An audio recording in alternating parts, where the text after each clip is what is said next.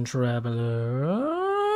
We're gonna play some Zero Escape. We're gonna finish the game. Oh my god, we're almost done with the game. Holy crap, we're almost done. We're almost done. We're almost done. I think we got like 2 things to do. We got one last puzzle room, and then I think we have to just finish the game. Simple as that. That's all I'm gonna say. Real. Hope you guys are having a wonderful day. Welcome, welcome, welcome, welcome. Hope your day is really well. Well. It's good, right? Your day is good, right? Dang, my character... Oh, man. My model was lagging a little bit. Anyway. Let me make myself miniature. There we go.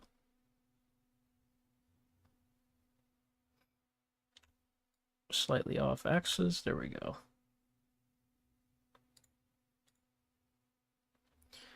Get my controller.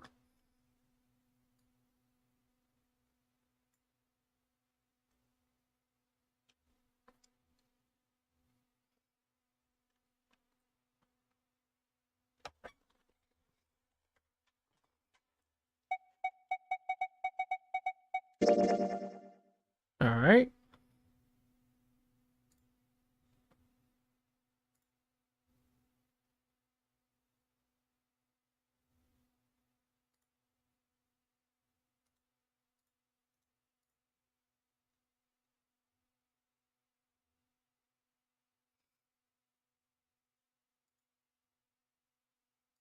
I'm gonna go set my stream up a little bit.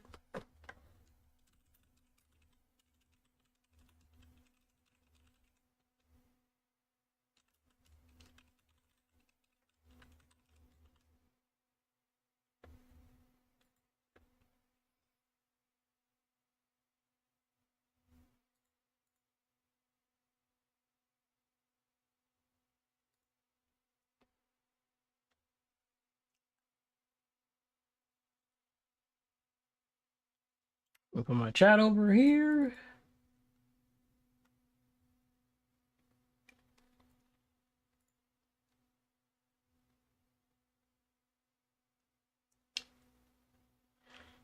I just ate some lunch, but I think I ate it too fast. That's my only problem. I was really hungry, and good lord, it tasted so good.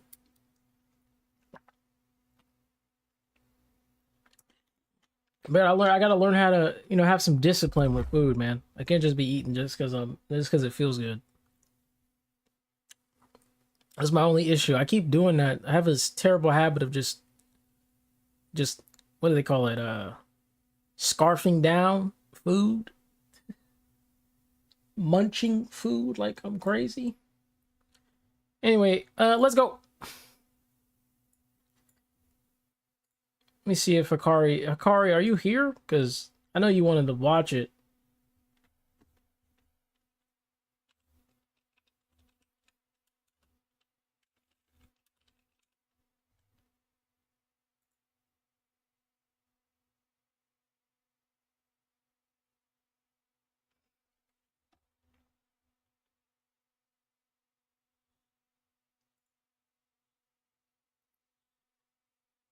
Oh, you're here. All right. Well, I don't know if you can deafen yourself if you want on the whatever. Oh, you voted yes? Oh, okay. And we can get started.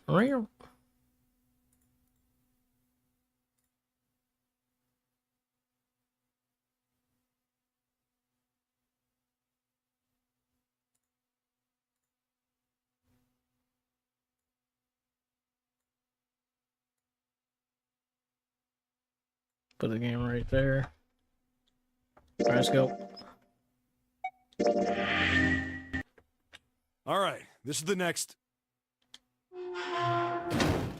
Oh, the door! Did that just close on its own?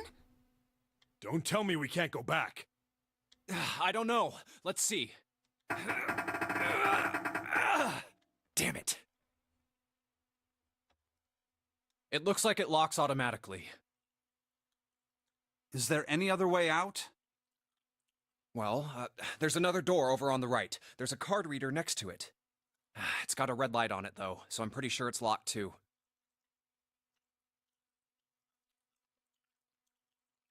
Okay, Chris. But there is a card reader, right? Yeah. Then perhaps if we find a key card, we could open the door and leave? Well, yeah, that might work, but... Hey! Wait a minute. Are you saying we're gonna have to search through this room for one little card? Oh, man.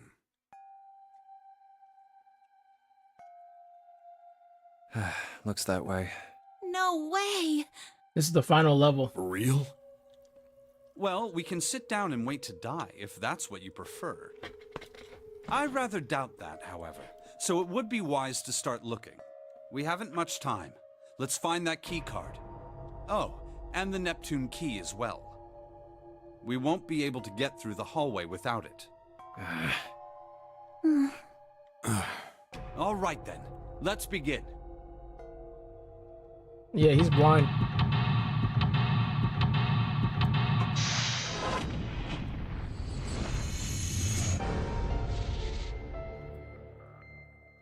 Seek a way out. The study. Alright, so this level's pretty... It's pretty tough.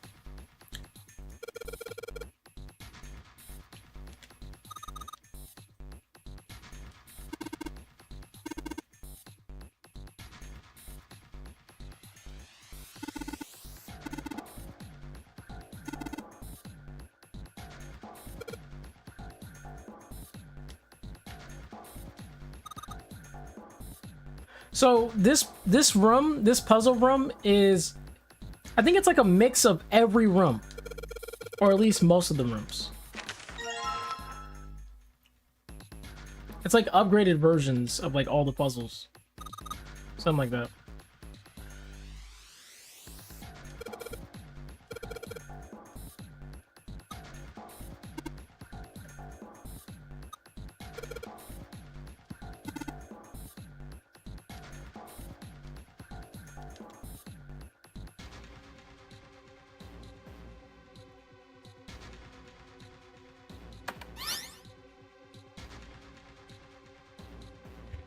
Interesting.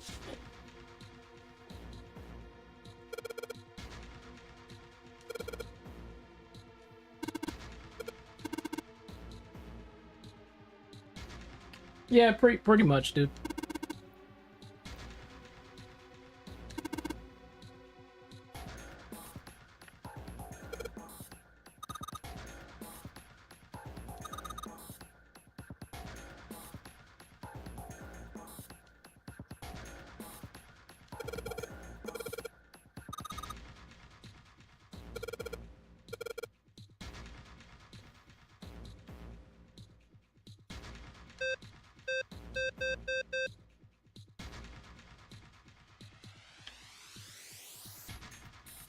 I'm guessing L is 21.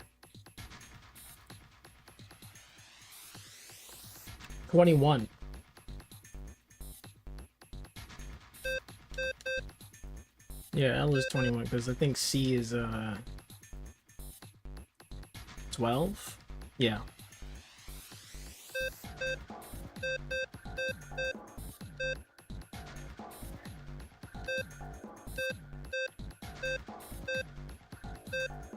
Interesting.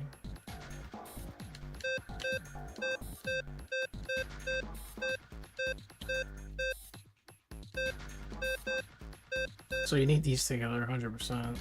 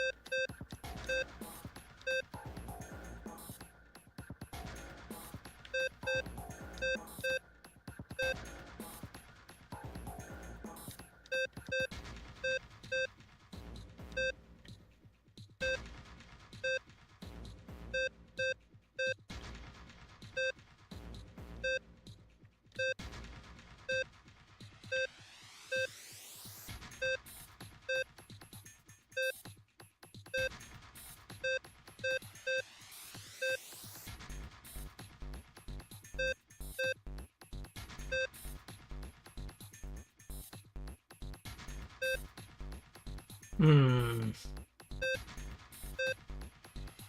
Oh, so you need all three for that. Okay.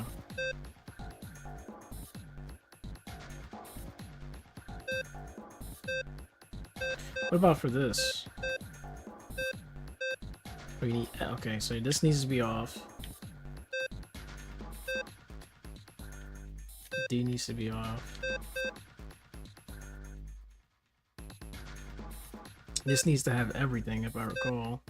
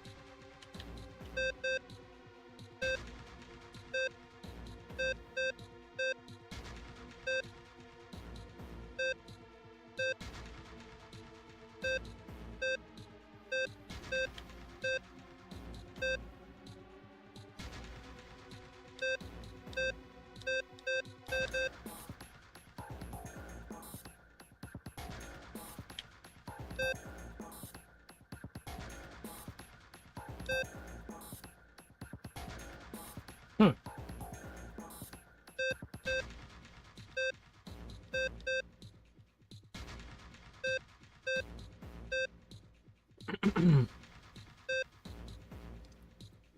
It's actually a hard puzzle.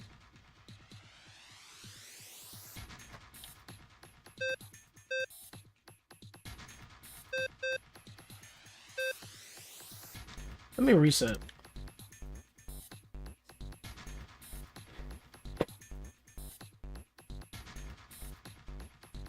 Hmm.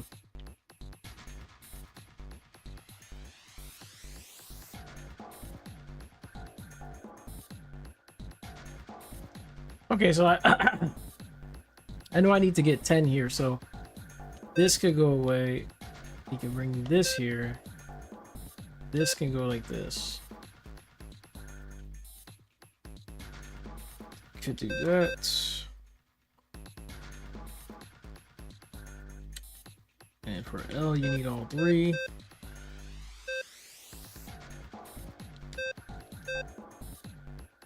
And for this, you just need to do the first two.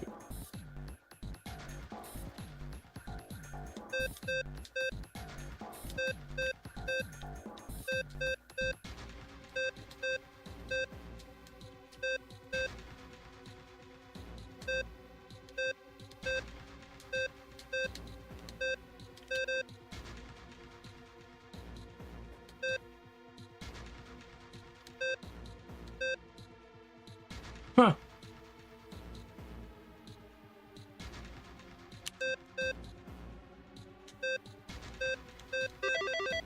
Jesus, that's hard.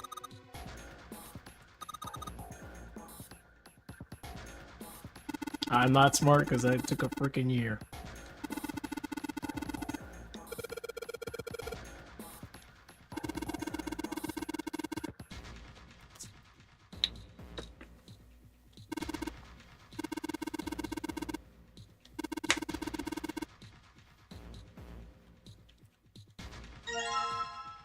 Cross emblem.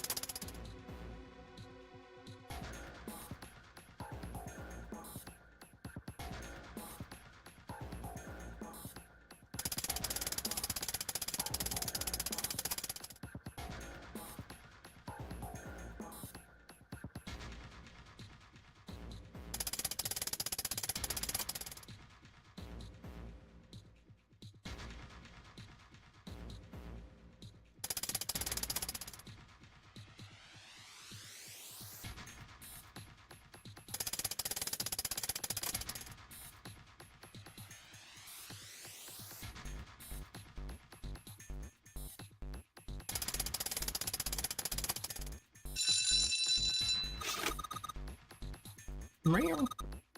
Hey, yo! Just call me a good boy? Who's a good boy? What the fuck?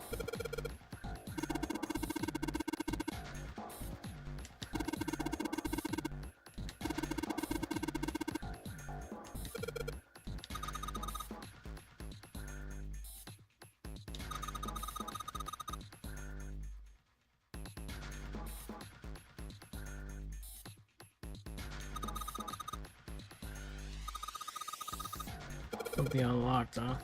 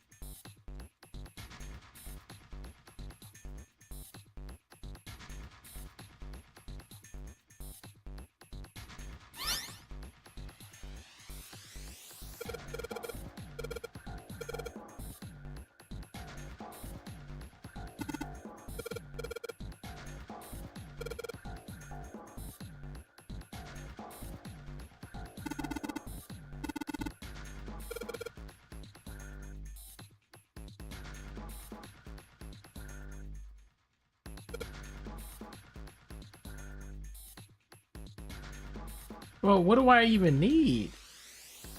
What am I even look? Oh, okay, I get it now.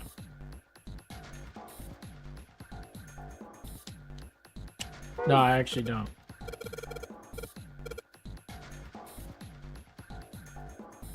I'll take a look at it later. Okay, never mind. Maybe I do have to get it.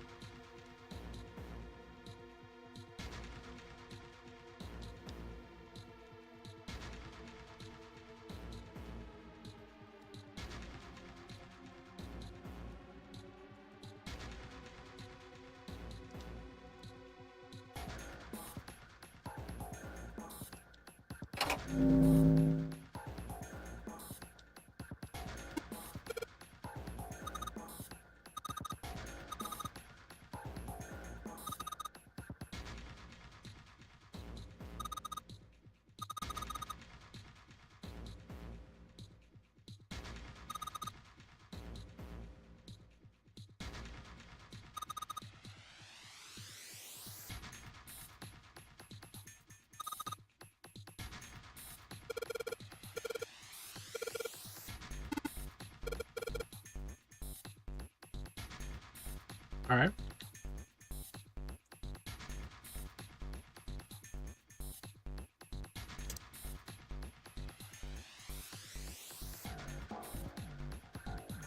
Oh, okay, I get it now.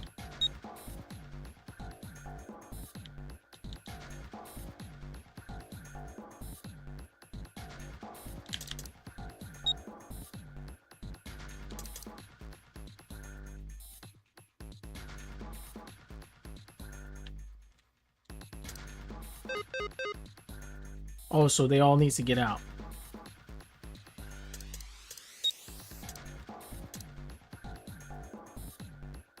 Well, let's think. We have 8 numbers. And we need someone to go to door 6, and we need someone to go to door 3. We either want to make a group of 3 and then 5, or we're gonna do 4-4. Either or. We're gonna try to do group 5. So we're gonna do. Let's do group of 4. I mean, sorry, I meant to say 4. No,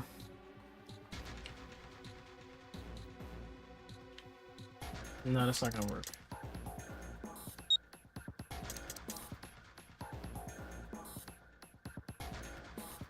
So this is 15. And we can probably do something like this. Oh, I can't do that? Interesting. So I can't have more than 5 people. We can only have up to 4. Okay, it's good to know. Okay. 15. 6. That's 13 plus 8. That's 3 right now. So it's not possible. This 13. 1 and 2. That gives me 16, which is not right. So this needs to instead go to 5. And that's this. Which is 12 plus 3 is 15, which is 6. So this might be our ticket. 7. Oh, sorry, I didn't mean to do that. This, and this. Should be correct.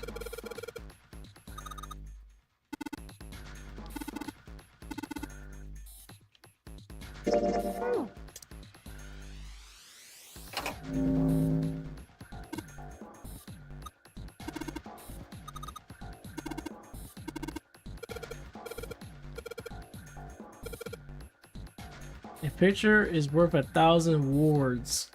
Fuck.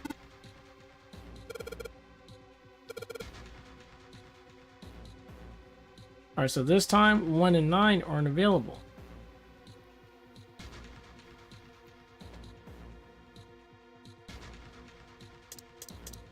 And we can only have 4 again. 4 and 3.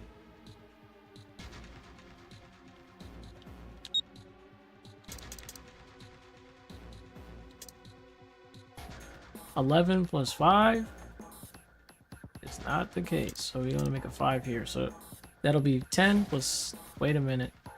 It's also incorrect. So this is better. 9, 7. There you go. And then this can go here.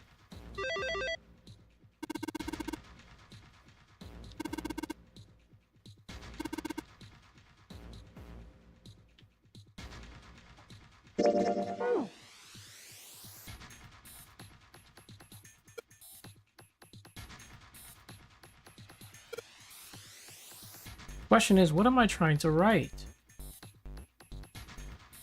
Like, what? Okay. Sorry, I didn't mean to do that. Fuck. Like, what am I, like, what is the idea here? Like, where's the evidence here? Like, why am I writing this? That's what I'm saying.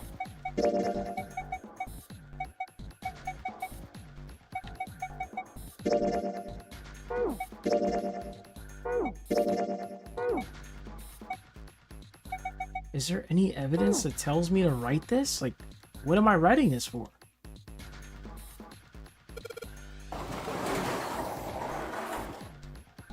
It's Alice.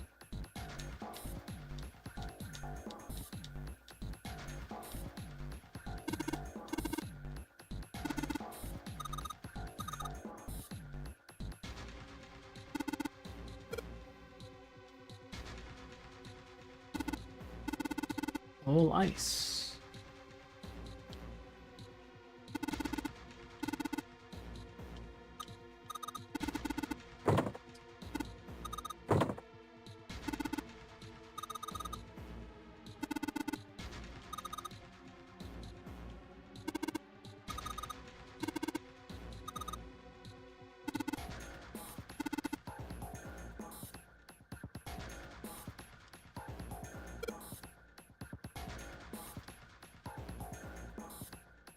So Alice is in there. Interesting.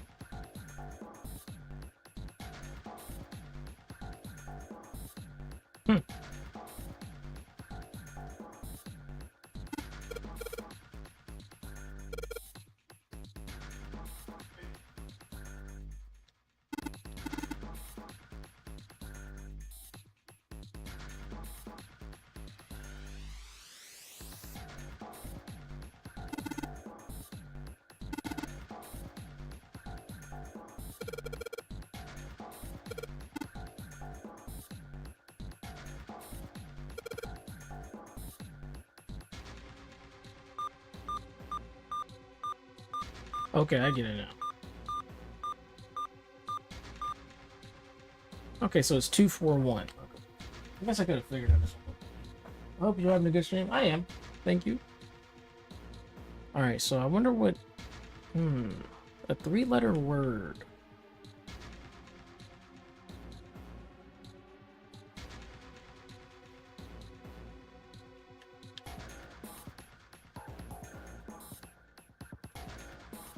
I guess we can figure it out by just looking at what we have here.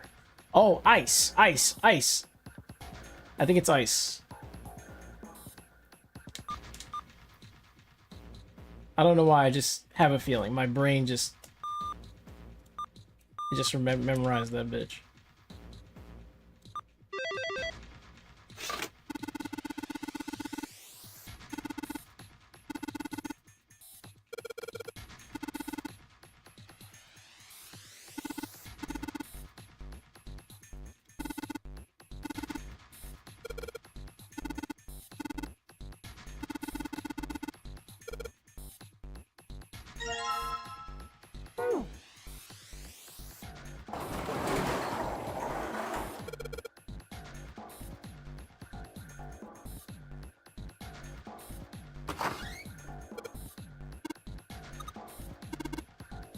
Wow, she's not even in there.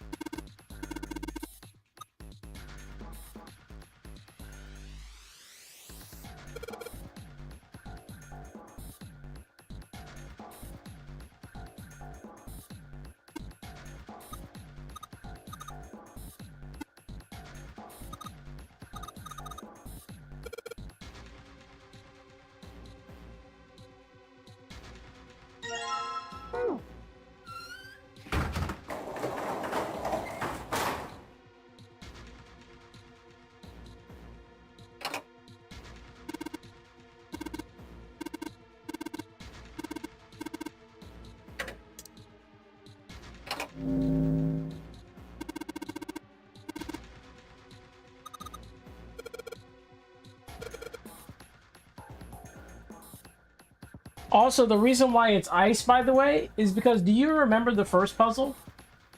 Do you remember the first puzzle, what it said? It said all. A-L-L. So, it was kind of easy to determine that the next code to the, to the entire puzzle, to another puzzle would be ice. It just makes sense.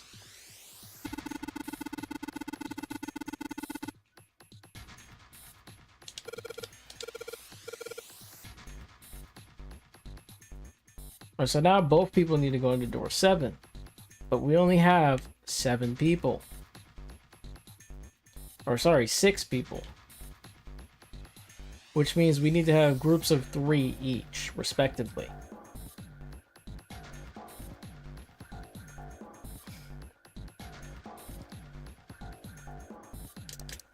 Six, 7, 2, 4, 5, 8. Wait, that doesn't make sense. Sorry, that was an accident. It's actually supposed to be 4, 5, 7, and then 6, 2, 8.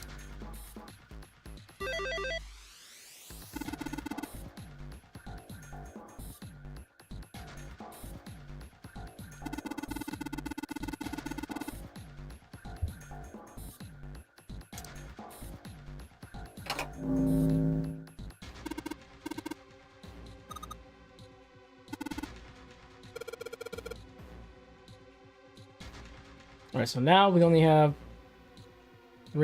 5 different people.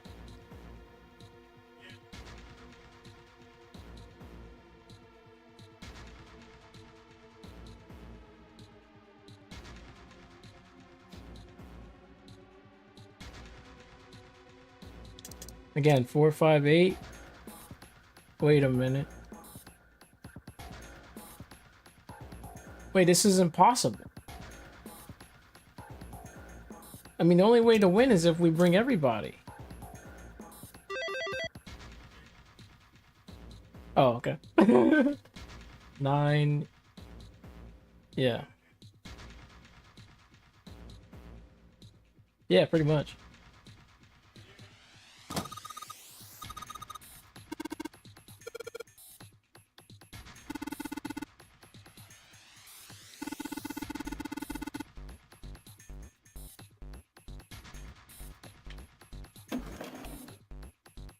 A picture?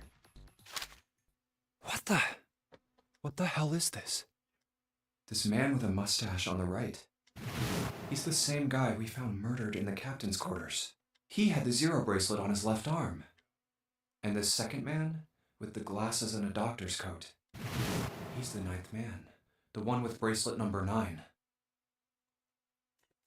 He died after he went into door 5. But this guy, the one in the striped suit. Oh man, that's Ace. Yeah, I guess it is. No doubt about it. But what does it mean? What is Ace doing in this picture? Not only Ace, the 9th man and Cap too. And they look happy, like they knew each other well. Why? How? How in the world are these 4 men connected? You say Ace is in that picture? Yeah, it doesn't look like it was taken recently though. Ace, the 9th man, and Cap all look about 10 years younger. Ah, so the 9th man and the man you found murdered in the captain's quarters are also in the picture? Yeah. Is there anyone else? Or are there only 3 people in the picture? No, there's one more guy. He's got kinda long hair, he looks smart but a little cold. He's the only one I don't recognize. What's the date of the photograph? It doesn't have one. Did you look on the back? The back? Yes, the reverse. The other side. Huh. Praying for the success of the Nonary project.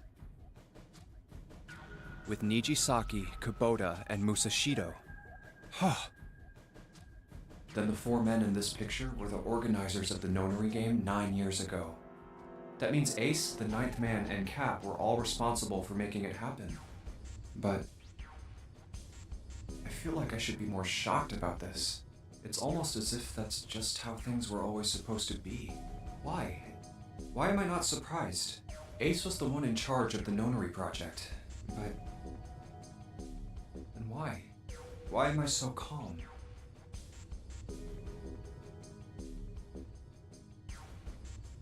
It's like I already knew. Ah, of course. I understand now. You're standing now. Ace was the CEO of Cradle Pharmaceuticals. He was the one who invented the game 9 years ago. He was Gentaro Hongo. One second.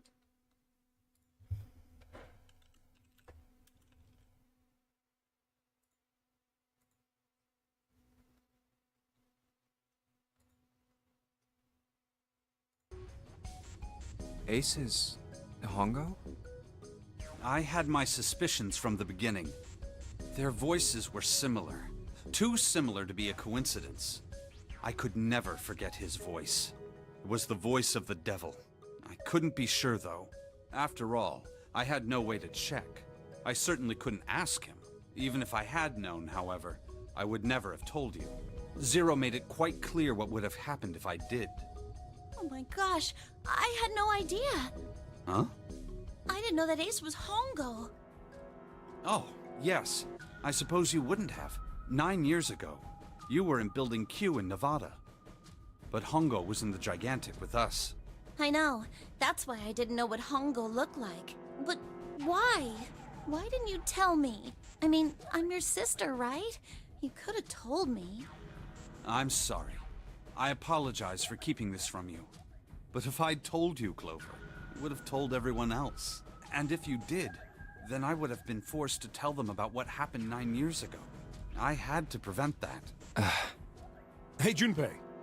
You think I could borrow that picture for a sec? Sure. Hongo Kubota. Nijisaki Musashido. Hongo Kubota. Nijisaki Musashido. Hongo Kubota. Nijisaki Musashido. Hey, Seven, do you... Shut it! Just be quiet. I'm this close to remembering. This close.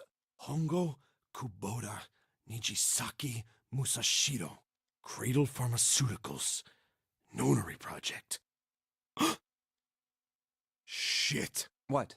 What's wrong? Holy shit, this is nuts. What's nuts? I remember Remember what? everything.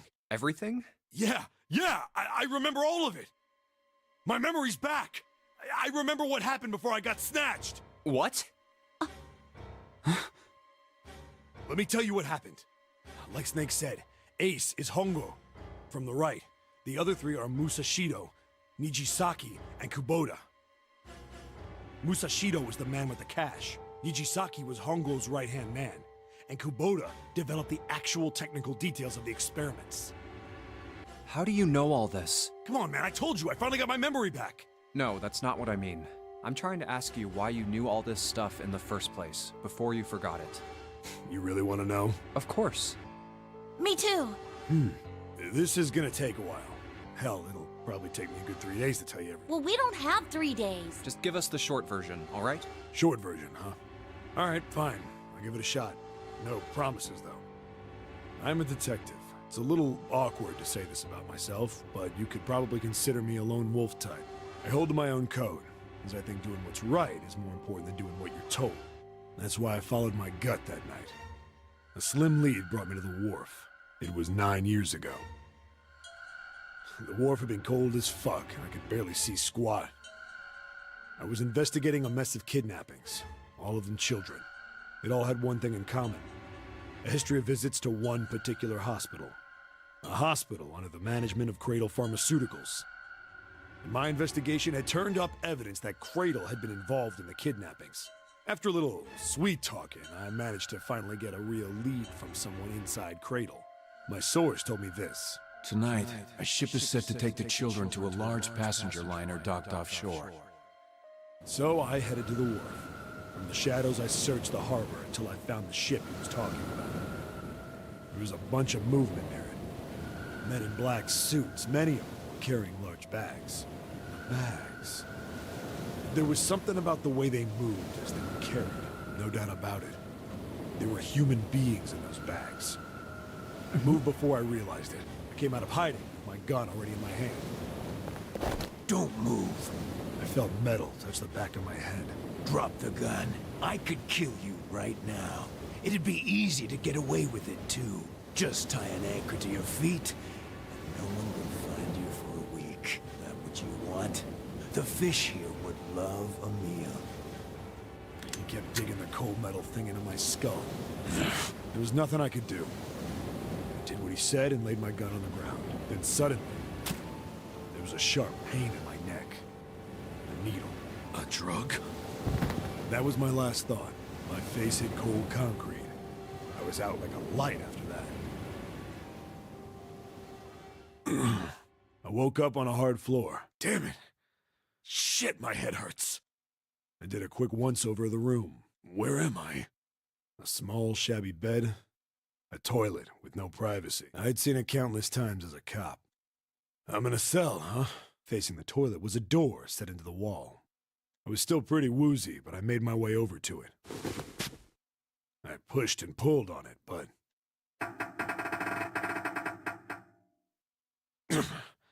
it won't open. Not like I expected much else. Would be dumb enough to put me in a cell and leave it unlocked. Threw myself against the door a few times, but it wouldn't budge. I knew it. I gave up and made my way back to the bed, and sat down. I sat there for a very, very long time. Who knows how long. Then, I heard a faint voice. The voice was far away. I couldn't understand what it was saying. But I could hear one. It was pretty high, probably a little kid. Huh? No, it was several. I hear 5, or 6, maybe more. Where? Where are they coming from? I pressed my ear to the wall and tried to listen through it. No, that's not it. Left. It's coming from under the bed? I hauled on the metal frame and flipped the thing over. And there it was. The bed had hidden an air vent under it. The hole in the wall was covered by a metal grate. I dropped flat on the floor and peered through the grate. I couldn't see shit, but I knew it in my gut. This was where those voices were coming from. Hold up. Why are there kids here? But then what my inside man told me popped into my head. Tonight, a ship is set to take the children to a large passenger liner docked offshore. Whoa, whoa, whoa. Am I on that ship? It didn't matter. All I knew was I had to get to those kids. I checked out the metal grate. Could I fit? I stuck my fingers in and grabbed it. And then...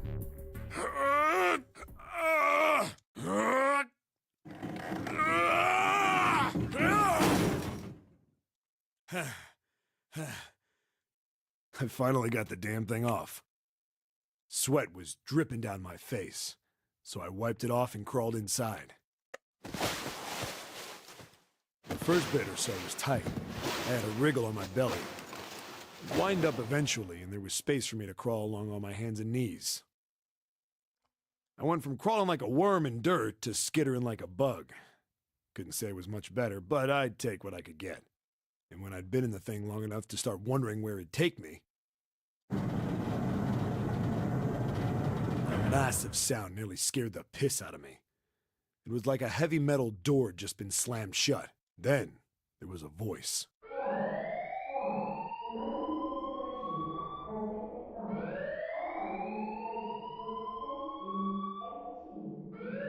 Oh, snap.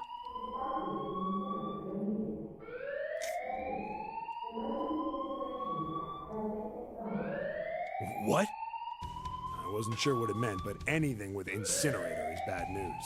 Then, almost as if that was a cue, I heard a mess of young-sounding voices. A bunch of them were straight up screaming in terror. And all the sounds together made a howl that made the hair on my neck stand straight up. Damn it! What the hell is going on here? I scrambled through the duct as fast as I could. I made a giant racket, but I didn't care at that point. I soon found a metal door on the left side of the duct. The kids were screaming on the other side. I found it. I yanked the handle and threw the door open. I almost ripped the metal off its hinges. What the hell is this place? I couldn't believe what I saw. The room had a dome up top, and there had to be about 9 walls, all the same size.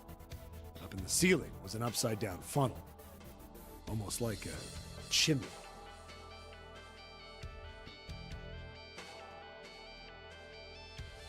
I looked down. There they were, the kids I'd been searching for. They all gawked up at me, suddenly silent, for the moment, from surprise and fear. Scared of the room or me, I couldn't tell. Probably both, actually. Not like I can blame them running into a mug like this when they're already scared shitless. I snorted at my own dig at myself and turned to the kids. Don't worry, kids, I'm not your enemy. I'm one of the good guys. All of them stood there, frozen. Well, except one. He was a boy, slightly older than the others, in a private school uniform. Who the hell are you?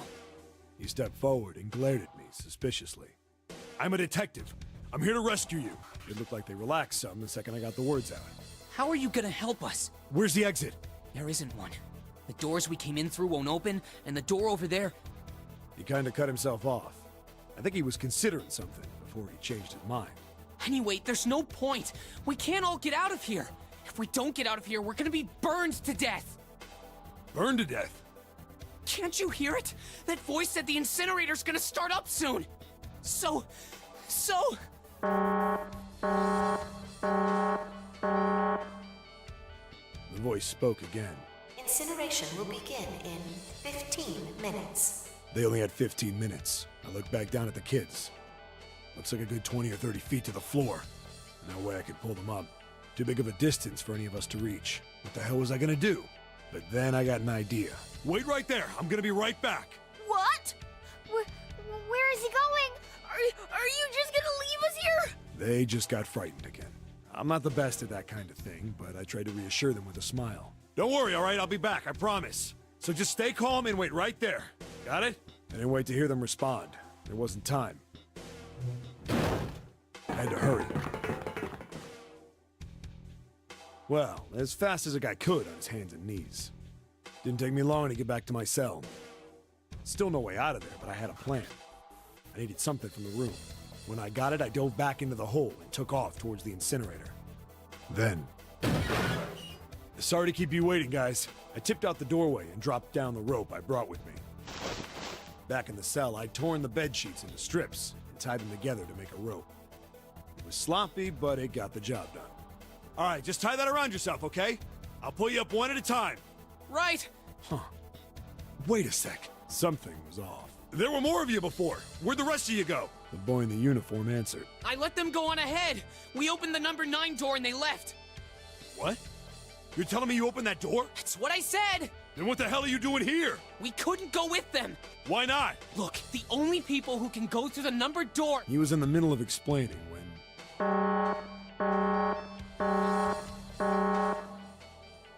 Incineration will begin 5 minutes. The wall shook a bit from the voice bouncing around. Look, that can wait, all right? Just get us out of here! Right! I grabbed onto the rope. First one I pulled up was a girl with a ponytail. Next was a girl with a red necktie. A boy in a jacket came after. He said he'd climb up on his own. The boy in the uniform was the last up. Like the other kid, he climbed up the rope himself. He looked pretty scrawny, but I guess he was stronger than he looked. He moved fast, but when he was almost to me, we heard some knocking. Everyone looked at the door. It had a thick, square window set into it. On the other side, an angry face was staring in. God damn it! What's going on here? Why is the room empty? Where the hell are those fucking kids? No. The door opened, and a man stepped in looking half mad with fury. I recognized his face. I saw him many times in photos during my investigation. The man's name was Gintaro Hongo, the CEO of Cradle Pharmaceuticals. Hongo saw the boy hanging from the rope. Yeah! It was like he was an animal. He lunged for the rope. Hurry! I know! The boy in the uniform booked it up the rope. You son of a bitch! Get back here, you little shit! 15 feet. 10. The second I could reach the kid, I grabbed him. I hauled him up and tossed him into the duct behind me. No! No! Hongo had lost it. His face didn't even look human. It was like the bastard pulled off his fake face. He was really a terrifying devil or some kind of damn monster. I quickly reeled in the rope, leaving a furious Hongo yelling at me from the floor. You fucking bastard! You won't get away with this! How dare you compromise this experiment! Experiment? What experiment?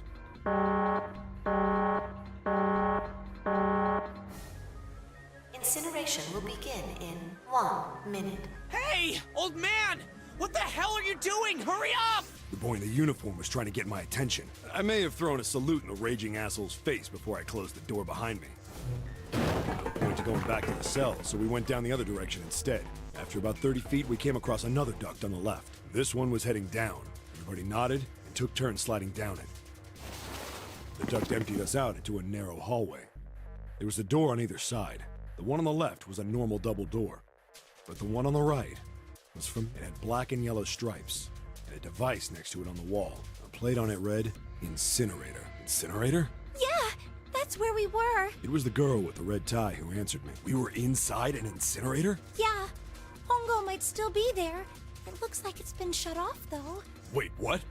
If he's still in there... Yeah, that's not good. That meant we better... We gotta get out of here. Go to the other door, hurry! The kids started running, and I was close on their heels. On the other side of the door was a large spiral staircase. Run! Didn't need to tell them twice. We went up and up and up. Our feet pounded the steps. Our arms pumping fast. We went round and round. devil was on our tail. The stairway kept going. We passed a couple of landings when the boy in the uniform suddenly spoke. Something's up. Akane's not catching up to us. Akane? My kid's sister. The girl with the red necktie. Akane. I didn't remember seeing that name on the list of missing kids. Hey! Akane! He kept his hands around his mouth and yelled. Maybe we outran her. The boy in the uniform skidded to a stop. I stopped too, and so did the other two kids. When did we do that? Well, we passed a couple big rooms on the way here. Maybe she took a rest in one of them? No, that's impossible. Sorry, Grandpa. You keep going. I gotta go look for her downstairs. He turned to go. Hey, kid, wait! God damn it, I said wait! I don't think the kid even heard me. Fuck! I spun around to the boy in the jacket and the girl with the ponytail. I'm going after him. You two keep going, all right? You got it? The girl nodded and ran up the stairs. But the boy... I'm going with you. I didn't have time to argue. I just nodded and took off down the stairs. I could hear him following me. We ran all the way to the bottom floor, calling for her. Akane was nowhere to be found. God damn it, where the hell did she go? I could tell the kid was frustrated, and then suddenly... Help me! Somebody help me! We heard a girl's voice. Akane! The boy in the uniform threw open the door and leapt into the hallway by the incinerator. We rushed in after him. I couldn't for the life of me believe what we were seeing. That bastard Hongo had Akane by the arm and was forcing her into the incinerator. Come on, goddammit, move! No, I don't want to! Let me go, please! Let go of me! She planted her feet squarely on the floor and was struggling to get away. But Hongo was bigger and stronger. She wasn't gonna win. Akane! My brother roared with anger and charged toward Hongo. Help me! Ah! You're too late, idiot! Hongo lifted Akane bodily into the air and threw her, still fighting him, into the incinerator. Ah! Before we could even blink, Hongo had leapt through the door after her. We saw him land inside.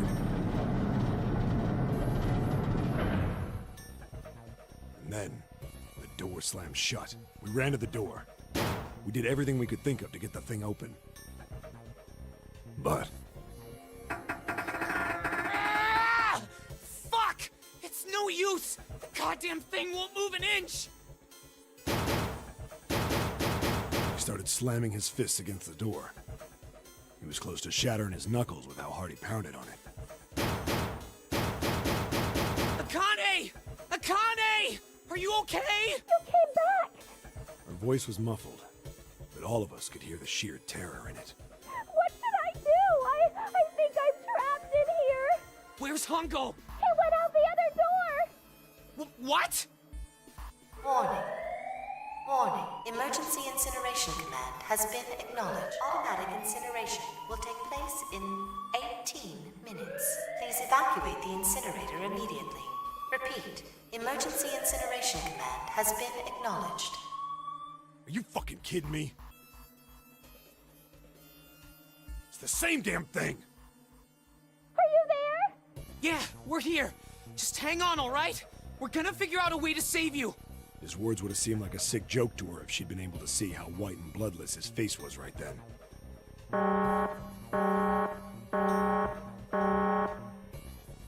Incineration will begin in 17 minutes. Please! Please help me! I'm really scared! I don't want to die, please! I don't want to die! I don't want to die! It's gonna be all right. I'll figure something out. I promise. I promise, okay? You hear me? I promise!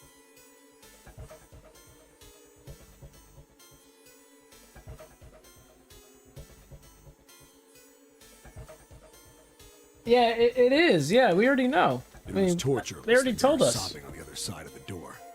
I mean, we should have. Well, you can kind of tell, honestly. Her brother was nearly crying himself. He could only stand there. Their Fists brother, clenched so tight his knuckles were white. their brother and sister.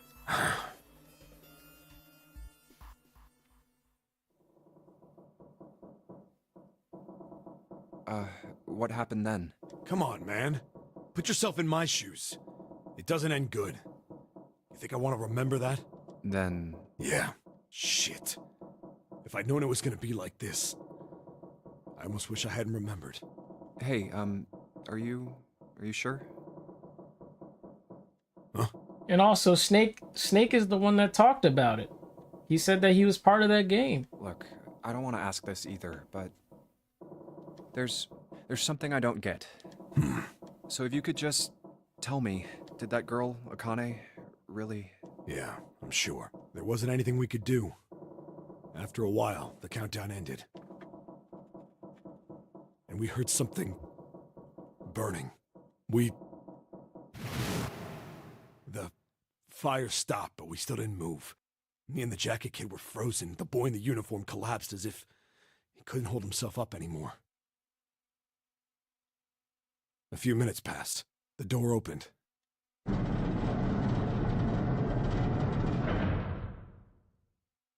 The boy in the uniform tripped over his own feet running in. We followed, too numb to speak.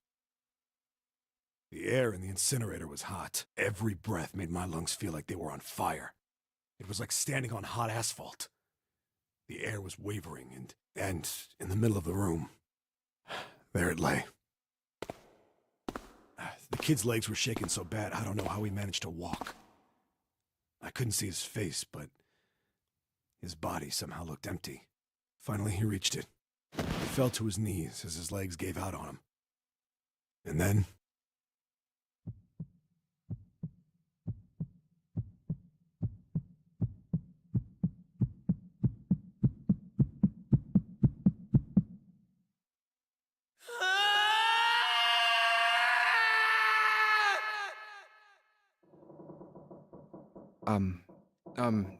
Can I ask you one more thing? What's that? The girl, Akane. What was her last name? What does it matter to you? Just tell me, okay? Please? Kurashiki. Kuroshiki. Her name was Akane Kurashiki.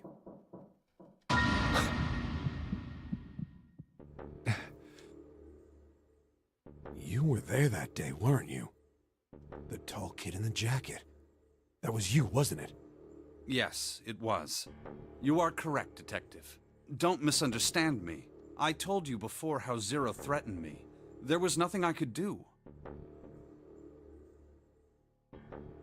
I couldn't say anything about what happened 9 years ago.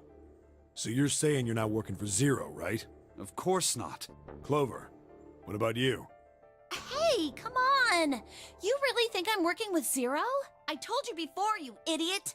I was in Nevada, in Building Q. I did hear that a detective rescued the kids on the boat, but I didn't know it was you. Well, I guess I believe you. Alright, let me ask you another question. Santa's real name is Aoi Kurashiki.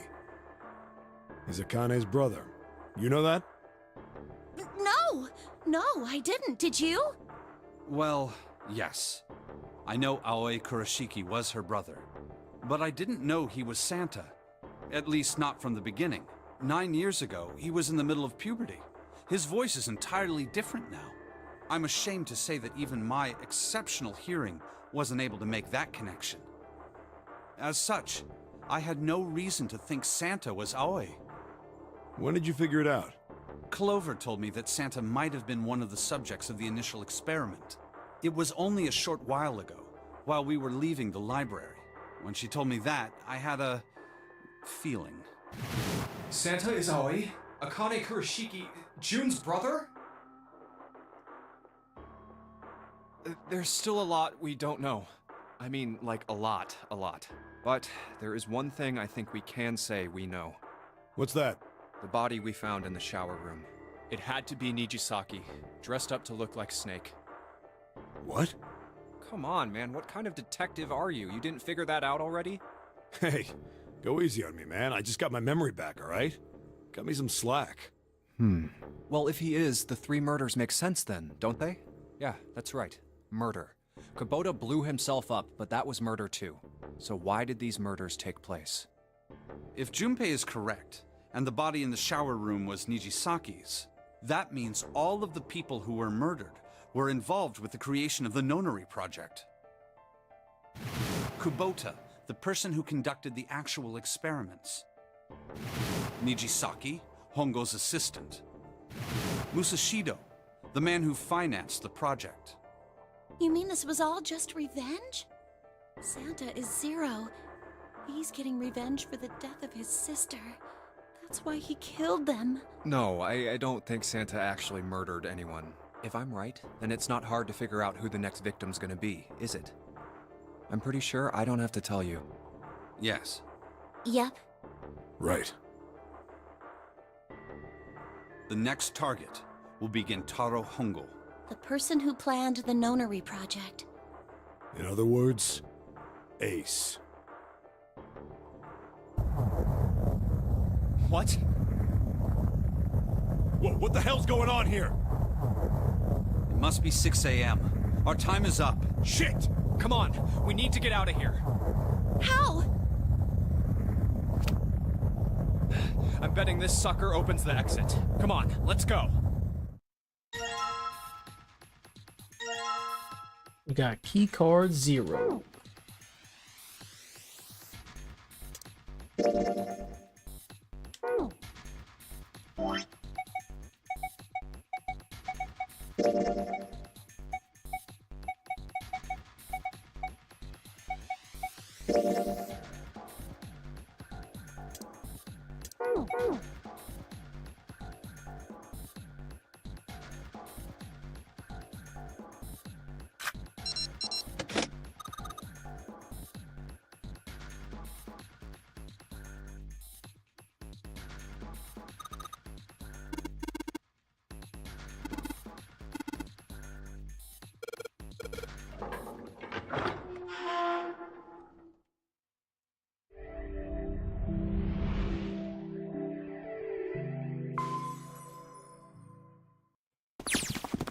Huh. I think the shaking stopped.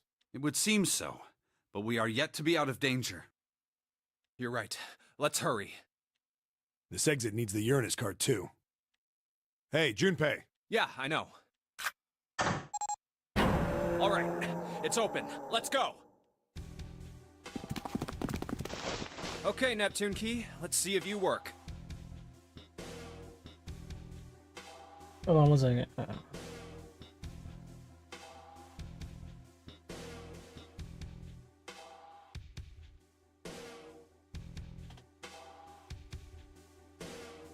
Sorry, my eye.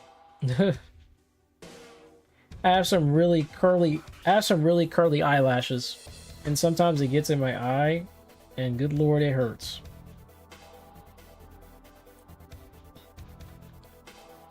Ugh. And then I gotta like readjust it. Yes! I think it unlocked. Jesus. It says incinerator. So this is the incinerator. Shit hurt. This is the first time I've seen it from this side, but yeah, I think so.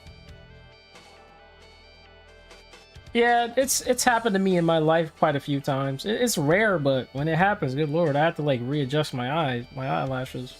Then there ought to be a lever near the door. Yeah, right here. Pull that and the door should open. Got it.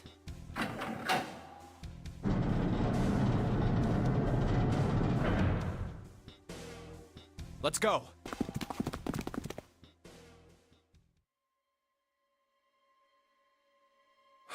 What the hell is going on? What's wrong? Are you okay? Jumpy, you came to get me. Of course I did. I made a promise. I'm so glad you're here. So glad. Hey, what happened to you? I'm fine. I just fainted. I wasn't feeling very good. I'm feeling a lot better now, though. Are you sure? Yes. I just need to rest a little longer. I'm sure I'll be fine. You shouldn't worry about me. Santa. Hey, where is it? Where's the gun? You hide it somewhere? I don't have it. I got sucker punched and they took the gun. What? Who took it? What? Isn't that obvious? I took the gun. Just what the hell do you think you're doing, Ace? Or maybe I ought to say Gentaro Hongo, CEO of Cradle Pharmaceuticals? You have me at a disadvantage. And I don't like that. You know me, but I don't know you. Do you have any idea how much I've suffered? Can you even begin to understand my pain? The pain of prosopagnosia, right? Another irritating insect. And how do you know that? Good question. No matter. If you don't want to answer, it makes no difference to me. This is a waste of time anyway. It's time for me to go. First is 1. Give me your hand. 8. And with this... 9. The 9th man. Kubota's bracelet. I believe I've won this game. I've had quite a time playing with you. I must thank Zero, I suppose. Wait, what? Ace doesn't know who Zero is. What the hell are you planning, Santa? At any rate, this game ends now. I will escape, and the rest of you will have a slightly less pleasant ending. I suggest you enjoy your final moments. Goodbye. Wait! What? Why isn't it opening?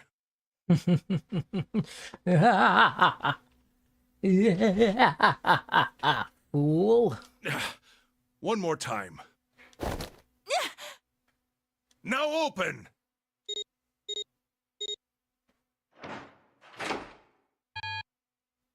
No! What is this? Why?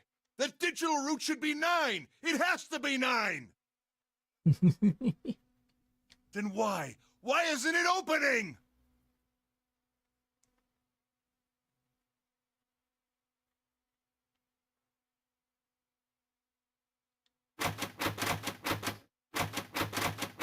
Now!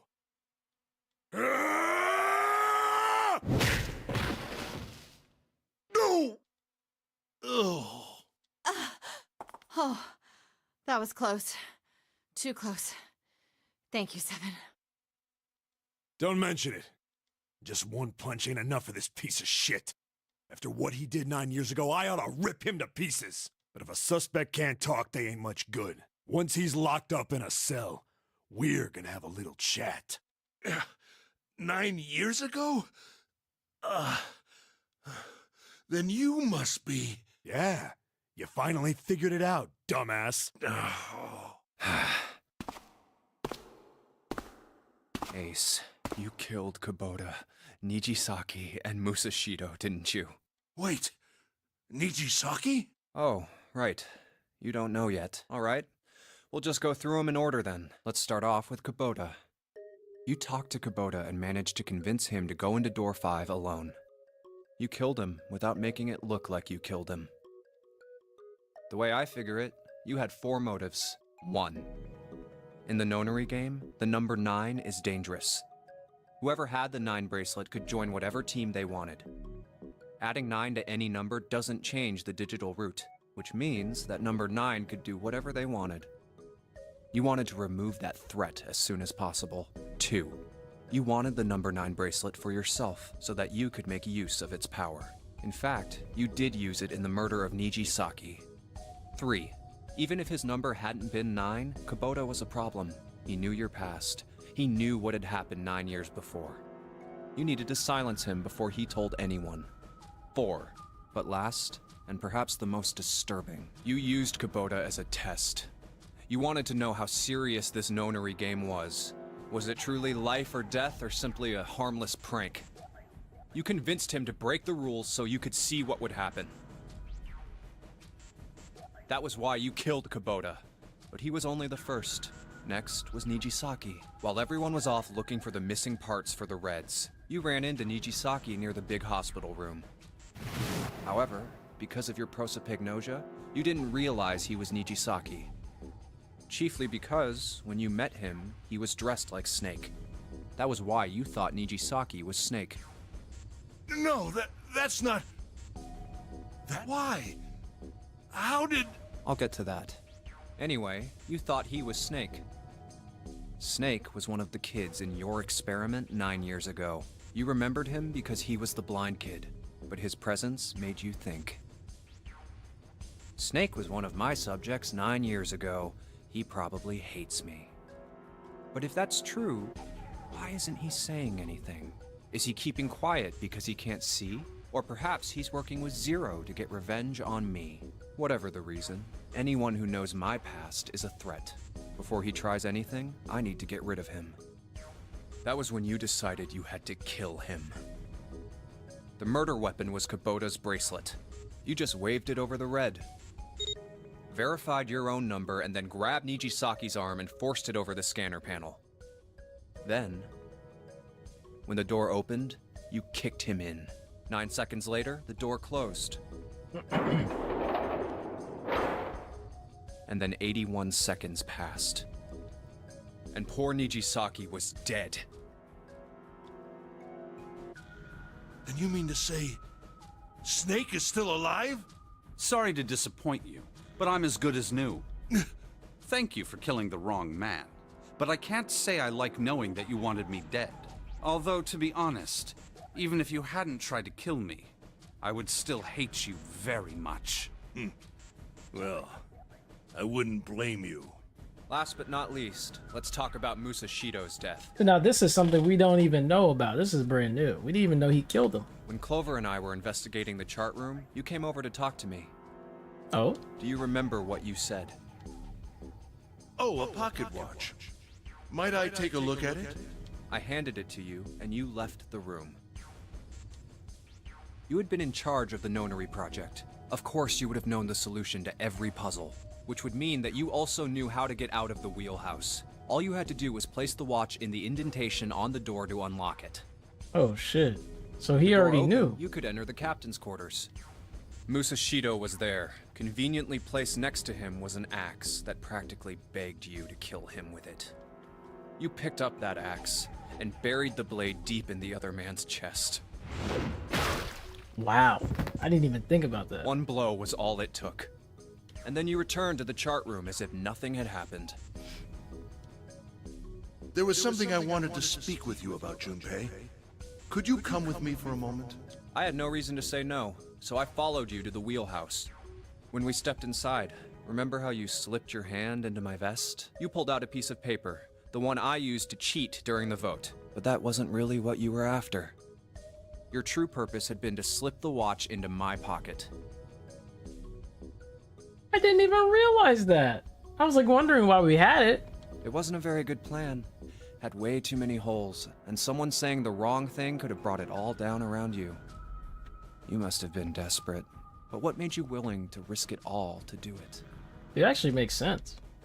Ace, Musashido's murder is the only one I don't understand.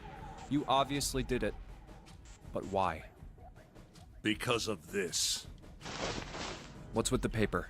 Just read it. Let's see. Number 1. There are 2 ways you might survive this ordeal. The first is to win the Nonary game. The second is for you to confess your sins of 9 years past. I have prepared a camera in the captain's quarters. The images captured by that camera will be streamed through a satellite and distributed across the world. Simply look into the camera and repent. Once you have confessed everything, I will release you from this ship. To make your confession more credible, I have left you a witness in the captain's quarters. Perhaps he will confess with you. The decision is yours. Do as you please. Zero. When I awoke in that room on D-Deck, I found that in my pocket. That was why I chose door 1 when we voted. If I went through that door, I knew I could get to the captain's quarters. As you said, I knew how to enter the wheelhouse. My plan was to find the pocket watch before anyone else. If I could, then my alibi would be set. At least, that was the plan. Unfortunately for me, you got to it first. That sleight of hand was the best I could manage on short notice. You meant to kill him from the beginning then? Musashido, I mean. I only knew Musashido was the witness after I reached the captain's quarters. I asked him, and he answered. He seemed groggy. Perhaps he had only just awoken from sedation. I suppose Nijisaki was in much the same state. He seemed confused and disoriented when I encountered him. But yes, you are correct. I intended to kill him from the beginning, even though I didn't know who he was. I proceeded to the captain's quarters in order to remove this so-called witness. Ace, you figured it out, haven't you? You were being manipulated. Yes, so it would seem. I was little more than a puppet, in many ways. Everywhere I went, everything was already prepared. The Reds in the large hospital room were dismantled. Nijisaki was dressed like Snake. There was an axe in the captain's quarters. Musashido was delirious from the anesthetic, so he couldn't fight back. Nijisaki as well. In retrospect, I can't understand how I could have fallen into such a simple trap. But yes, this was a trap. It was Zero's trap. And I fell for it, hook, line, and sinker. I did everything he wanted me to do. Yeah. By manipulating you, Zero was able to kill 3 people and keep the blood off his own hands. All of this was revenge for what happened 9 years ago. That's why this Nonary game happened. Am I right, Santa? Huh? What the hell are you talking about? I don't know any... Ain't no point trying to play dumb anymore, Santa. Actually, I guess I should call you Aoi Kurashiki, huh? My memory came back to me, kid. You're Aoi Kurashiki, no doubt about it. Never thought I'd be back in this room talking to you. But hey, I guess this was all part of your plan, right? After all, the person who planned the Nonary game this time around was Zero, and Zero's you. Looks like you really do have your memories back, huh? Well, I guess there's no point in hiding it then, huh? Yeah, you got me. I'm Aoi Kurashiki. I was one of the kids in the Nonary game 9 years ago. I made it out. So did Snake over there. But there's one thing... No, I guess there's 2 things you got wrong. Number 1, I ain't Zero. Oh? Oh? What? Wait, what? Sure, I was helping Zero out, but I'm really more of an assistant, like a secretary. But an assistant's only an assistant. I didn't come up with all this. All I did was follow Zero's orders. Then, if you're not Zero, who is? Calm down there, Junpei. Didn't I say 2 things? You made one more mistake. Junpei, you just said, all of this was revenge for what happened 9 years ago. That's why this Nonary game happened. But that's not it. Revenge isn't the only purpose. There's another reason you guys were playing the Nonary game. To save someone. Save someone? Right. You were brought here to help my sister, to save Akane. What the hell are you talking about? Akane Kurashiki died 9 years ago in this room. I was there. I saw... What? What the hell? Where is she? Where's Akane Kurashiki? Ugh! Oh, my head! My head, it feels like it's gonna pop. 7! What the hell is going on? I don't know. I just... Oh! I swear to God, my head feels like it's about to explode! What was the Nonary Project? I'm sure you know already, but I'll tell you one more time. It was a project designed to test a particular phenomenon. And what was that phenomenon? For 2 organisms to communicate with one another in the absence of physical contact. The morphogenetic field theory. Could human beings use these invisible fields to exchange information? That was what this experiment was conducted to determine. There were 2 separate locations. One was the Gigantic, and the other was a building in Nevada called Building Q. The 9 children trapped in Building Q were faced with numerous puzzles, copies of identical ones on the Gigantic. They were told to send their answers into the morphic field set and transmit them to their brothers and sisters on the Gigantic.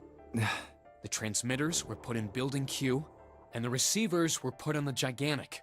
Each sibling pair was supposed to be split up, but there was a mistake. Akane was a transmitter. She should have been in Building Q. However, for some reason, she was placed on the Gigantic with the receivers, like me. Perhaps she was mistaken for someone who was supposed to be in Group A.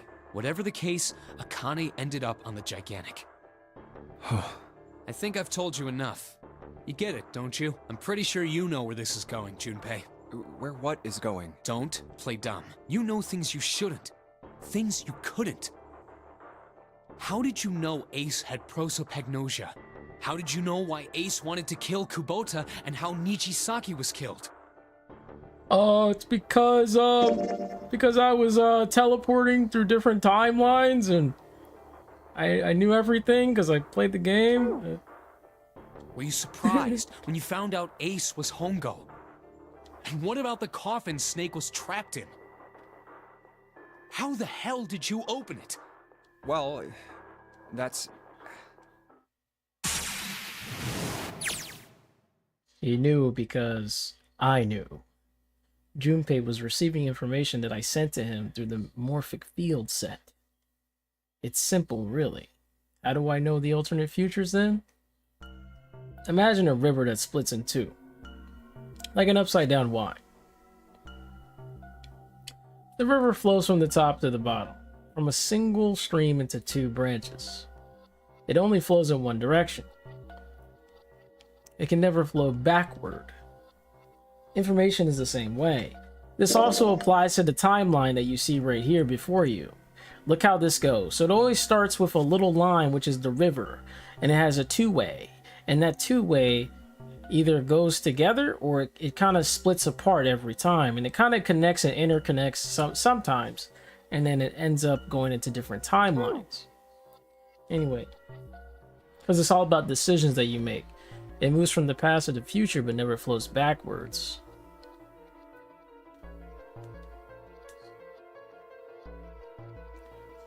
That's why people at the river's source in the past will never know about those downstream in the future. Interesting. But the people downstream will never know about one another either. Information only flows along the path of a river. But I am different. I can manipulate the morphic field set to pluck knowledge from the future. I know what happens on either fork of the river. Even though the people on either fork know nothing about one another. Now, who am I? I am I, the ninth letter in the alphabet. But I am also 0. No, that's not true. I'm not really 0, not yet. Perhaps you could say I am less than 0. 0 is my future. In 9 years, I will be 0.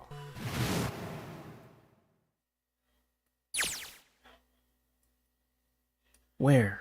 Where did she go? June. No, Akane. Where did you go? Santa! Wise Clover. Oh shit. Freeze. Santa's got the gun. Guess he picked it up when we weren't watching. Looks like he turned the tables on Ace, though. Wonder how he likes having a gun to his head. Get up. Sure isn't about to take that gun off him for a minute, is he? Ace isn't putting up any kind of fight. I mean, I don't think I would either, but he just looks drained. I guess he's going for the door, huh? He doesn't need to verify to go through that door, but... Hey, what's your plan, Santa? What are you doing? He can't get through any numbered doors with just 2 people. What the hell is he thinking? Didn't I tell you? I'm Santa Claus. It's time for me to go make a wish come true. That's it? That's all he's gonna give us? What the hell does that even mean? Shit, they're out.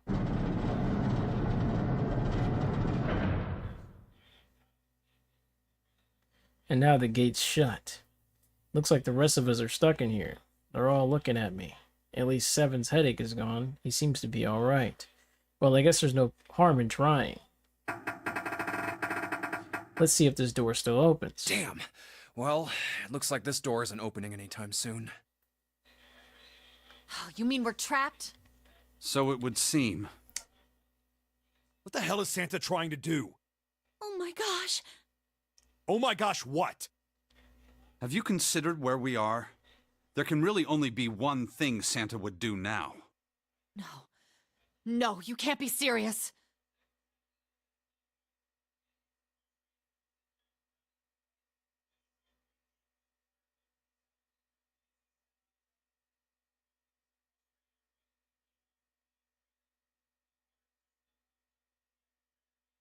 Wait a minute.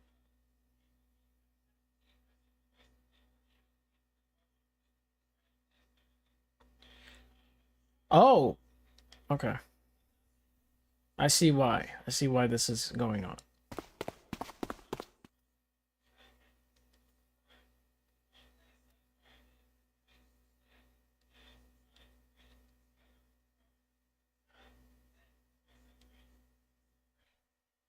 Junpei, can I borrow your pen and notebook?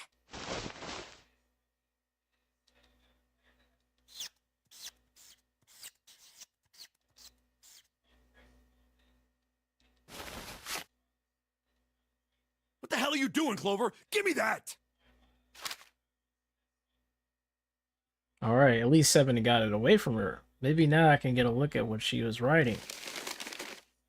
Let's see. And she was trying all kinds of combinations.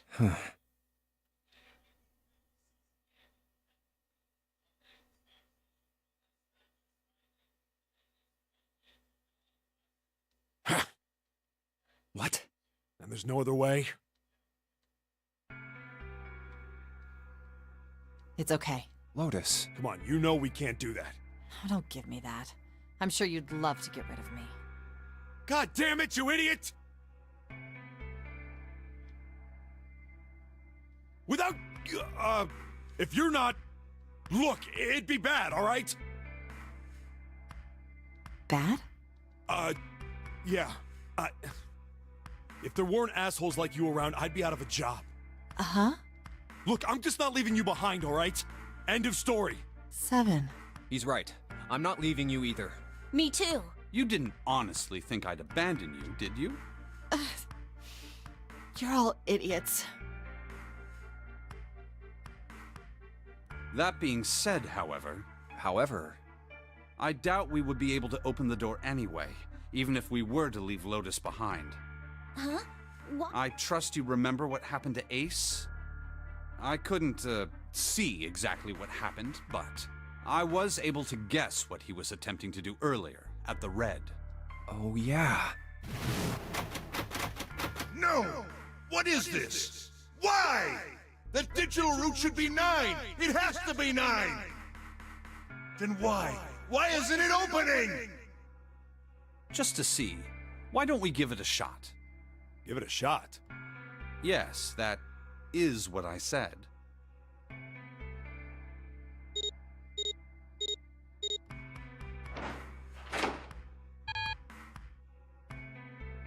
You were right. It ain't opening. But it did open 9 years ago. The digital route was 9 then, I'm sure of it. You think maybe they changed the settings? Perhaps.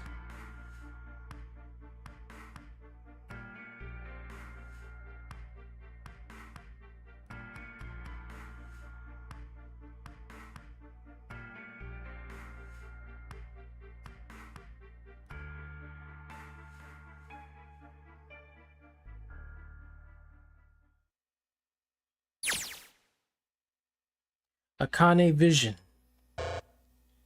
I was watching. I had watched everything that was reflected in his eyes. I was listening. Every sound that vibrated in his eardrums I heard. Smell, taste, touch. I felt everything he felt. I knew everything about him. What he was thinking, what he was feeling, what he was sensing, all of his feelings and worries and fears became mine. My mind, my consciousness was inside of him. Through the morphic field set, we were resonant and we were as one. I was him, and at the same time, I was an observer. It started with a tremendous noise like a clap of thunder. That was approximately 9 hours ago. A bomb had gone off on the ship we were on.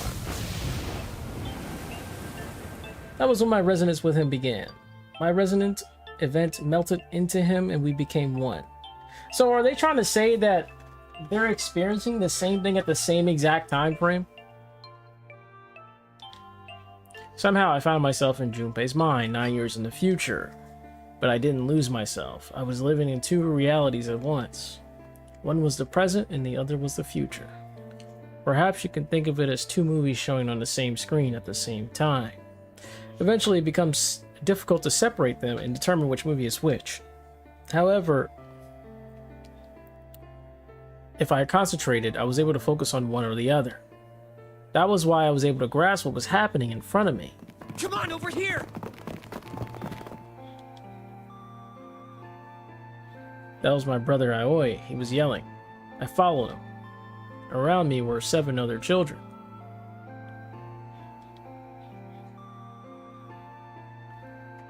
They all looked like they were about my age. Hurry up! We ran down a long, straight hallway and burst into a large hospital room.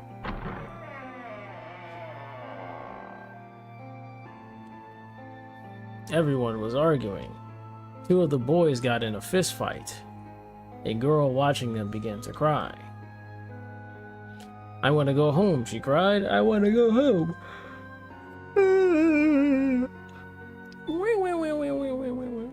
Another girl slapped the crying girl and glared down at her. It had been 2 hours since the Nonary game began. We're starting to fall apart. But just when all hope seemed lost, Light started talking. He was blind. 9 years later, we would call him Snake. Hello? Everyone?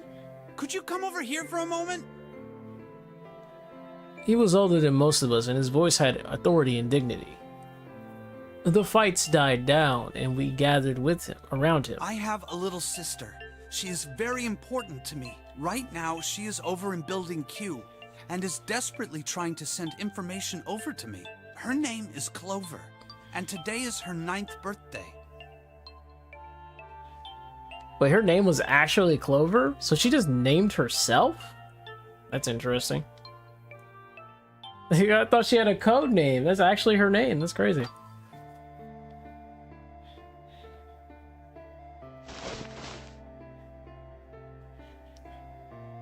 I was going to give these to her as a birthday present. I was outside picking them when I was abducted. I'm sure I've already told you, but I am blind. For a man who can't see, collecting 9 of a very specific plant is, well, it is difficult. Yeah. But my sister means a great deal to me, and I hope that these would show her how much I cared for her. Since it's her 9th birthday, I thought 9 4-leaf clovers would be appropriate. Every one of you has a brother or a sister in Building Q with Clover. For their sake, we have to survive. We have to get off this ship. Do you understand? If we're going to do that, there are 3 things you have to remember. We need trust and love, and we have to have faith in one another. If we can take all 3 of those to heart, then I promise that good luck will come our way. Did you know that the leaves on the 4-leaf clover mean faith, trust, love, and luck? Those words are leaf words. So if you believe what I've told you, and you understand, then I want you each to have one of these.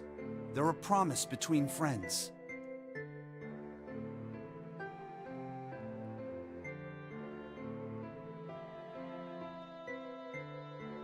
Now don't ever forget, so long as you have that, we will always be connected.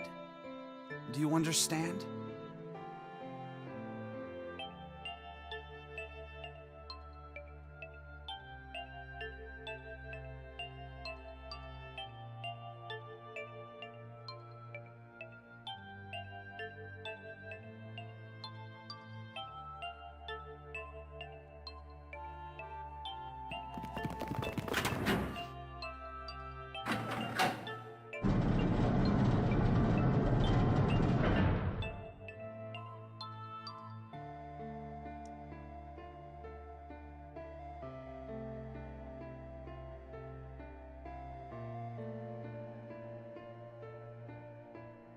What are we gonna do? There aren't any other doors.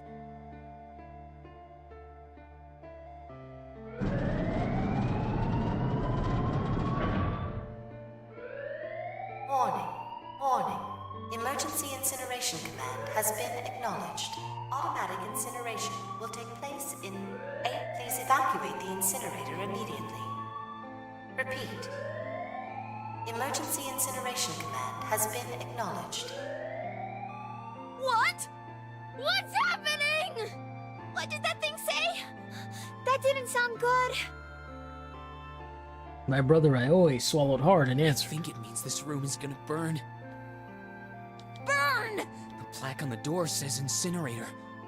And that voice said that the incineration is about to start. And incinerate means to burn. No! Help me! Abject terror filled the room as everyone began to scream and cry. Every pair of eyes were filled with despair. And then, high up on the wall, a door opened and a man appeared. He was huge, frightening mountain of a man, as large as a bear. 9 years later, we would call him Seven. Don't worry, kids. I'm not your enemy. I'm one of the good guys. I'm a detective. I'm here to rescue you. The rest happened just like Seven had said it did. The 4 of us stayed behind, were saved by Seven. We crawled through the vent away from the incinerator and slid down into the hall. We came out on the other side of door 9. On the wall opposite the door was a set of double doors. We went through those and began to run up the spiral stairs. As we ran, I led the way. Behind me were Nona, my brother Aloy, Snake, and Seven. The other children, the ones who'd gone through door 9 before us, were up ahead. I could hear them cheering each other on. We ran and ran and ran. We leapt across as many stairs as we could and kept running. The stairs spiraled upward like a tornado. Eventually, I pulled ahead of the rest. Perhaps Nona had slowed them down. I didn't want to lose them, so I slowed down as well. I didn't stop, but I glanced over my shoulder from time to time to see if they had caught up. That was when I realized... Where is it? Did I drop Jumpy's present? Aww. I knew I had had it with me when we passed through the vent. Then, had I dropped it as we slid out? I had to go back. I had to. But I knew I couldn't tell the others. They would stop me, I was sure of that. I didn't stop to think, I simply moved. I ran to the central hall of the room that connected to all the areas of the ship. I hid in the shadows, and moments later I felt the rush of wind as they ran past me up the staircase. I waited until they were out of sight. No, she's not going back for the clover. What? Did you hear what she just said? Did she say anything about a clover? I moved as quietly as I could, down and down and down. Finally, I reached the bottom deck. I ran into the hallway and looked around frantically. There it is! It was just where I thought it would be, sitting under the opening of the vent. I ran over and snatched it from the floor, but as I ran back towards the stairs in freedom, I doubt that's the president she's referring to. She would have said, I forgot the 4-leaf clover that I was going to give Junpei. I'm pretty sure she would have said that. Let's be real, dude. Because there's no way they would leave that out. Because we know what that is. So what they're trying to hide or conceal is the present that she's going to give Junpei. But we don't know the present because she has not even explained it to us. Otherwise, she would have just said 4-leaf clover. Anyway. It was Hongo. Jintaro Hongo. 9 years later, we would call him Ace. How wonderful to see you decided to come back. His smile made my blood run cold. It looked mechanical, as if someone had simply pulled up the corners of his mouth. Come with me. We must continue the experiment. I shook my head, eyes wide. Slowly, I began to walk backwards. 1 step. 2 steps. 3 steps. Then I spun around and broke into a run. I felt Hongo's hand close over my left wrist. I said, come with me. There was an edge of insanity to his voice now. I pulled as hard as I could. No! Stop! Let go of me! Let go! I shook my body and flailed my arms, trying desperately to get Hongo to let go of me. But I was still only a child. I was no match for a man like Hungo. Stop struggling, goddammit! Do as I tell you!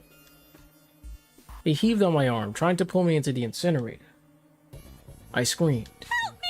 Somebody help me! Then suddenly... Akane! Also, if you guys don't know, Akane is Zero. Akane is Zero. She said it in the beginning of this story. Like, you know, in the beginning of, you know, this entire little flashback. She said she was Zero. Meow. The door to the stairs flew open, and my brother Aoi burst out of it. Behind him came Seven and Snake. He cried my name again as he leapt towards Hongo. You came back! But then... You're too late, idiot!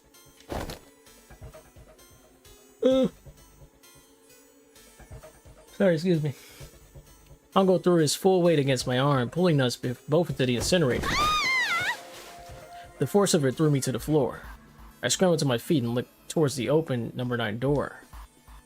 Hongo stood between it and me, but behind him I could see my brother, his fists clenched. But those fists never reached Hongo.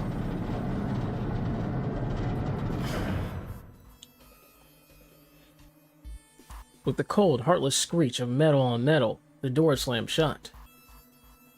Hongo glanced at me mechanically, his face registering that there was an object there, but not anything he would consider a human being. Then he turned away and walked to the red that sat next to the door. He reached into his pocket and removed 2 bracelets. He waved them both over the scanner panel. 2 asterisks appeared on the red. He checked the screen and tossed the bracelets carelessly on the floor. What was he doing? What was the point? He made no effort to explain himself, of course. He said nothing at all and walked past me as though I were nothing more than a rock by the roadside. Moments later...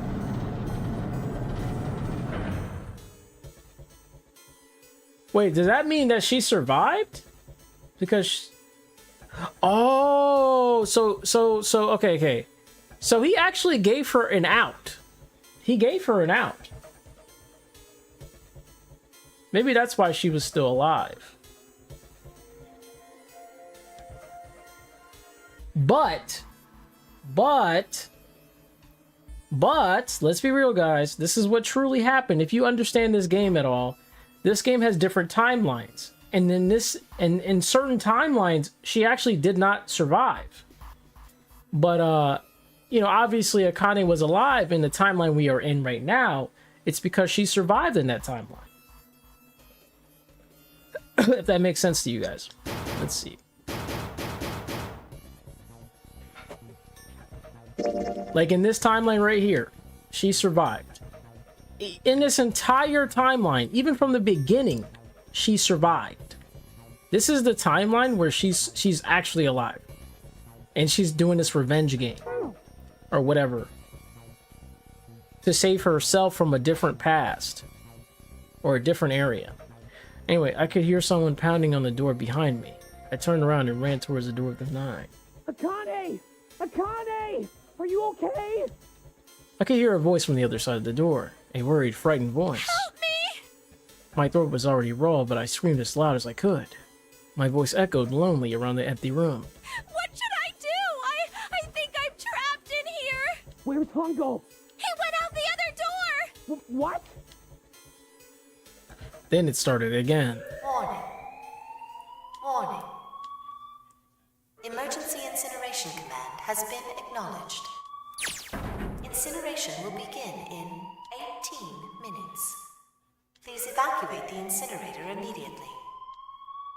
Holy shit. Man, I knew what it was going to say, but that is one hell of a creepy voice. I knew it! Wait, what the? Oh, this is Junpei vision. Santa started the incinerator. Fuck! Man, I never thought I'd hear that damn voice again after 9 years. What the hell? What the hell? What in God's name are you talking about? It's 9 years this and 9 years that, and when it's not 9 years something, then you're talking about some sort of fucking experiments. You aren't making any sense. I'm sorry, Lotus, but we really don't have time to explain it right now. I promise. I'll tell you everything once we get out of here. But... Incineration will begin in 17 minutes. You know what that means, right? Incinerate means burn. What kind of idiot do you think I am? I know what incinerate means. Well, God damn it! Okay, fine. I won't ask anything else. Talk about whatever you want. But you have to do something for me. 7, figure this out. What? Why me? Just shut up and stop this thing. How the hell? There has to be some sort of emergency shut-off button. There isn't anything like that. How the hell do you know? Because I looked for it 9 years ago. Yeah, Lotus isn't happy about that. Can't really blame her. Wait. The floor, it's moving. Ladies and gentlemen, the final puzzle. What else can I say about it? What the hell is that? what is that? So this is the Kane's vision. What else could I say? The floor opened and a machine rose up out of it. It looked like a computer. At least it kind of did. There was a monitor, a keyboard, and a cross-shaped device of some kind. Something about the machine scared me, but I forced myself to walk up to it. I was terrified. Tears poured down my face. I wiped them off, even as more took their place, and forced myself forward. Finally, I reached it. I looked at the screen. It was blank. All I saw was my own frightened face staring back at me from the glass, drenched in tears. All I can see on the screen is a reflection of my own face. I'm looking kind of freaked out. I know I'm sweating like crazy, but seeing it kind of drives it back home. Or drives it home. Okay, Junpei, just calm down, alright? Everything's gonna be okay. Man, I wish that thing would just shut up. Incineration will begin in 15 minutes. Alright, back to this thing. If it's only showing up now, then it's gotta be important. But what the hell am I supposed to do with it? Hey, move! Hey, we're all tense, lady. That doesn't mean you need to get...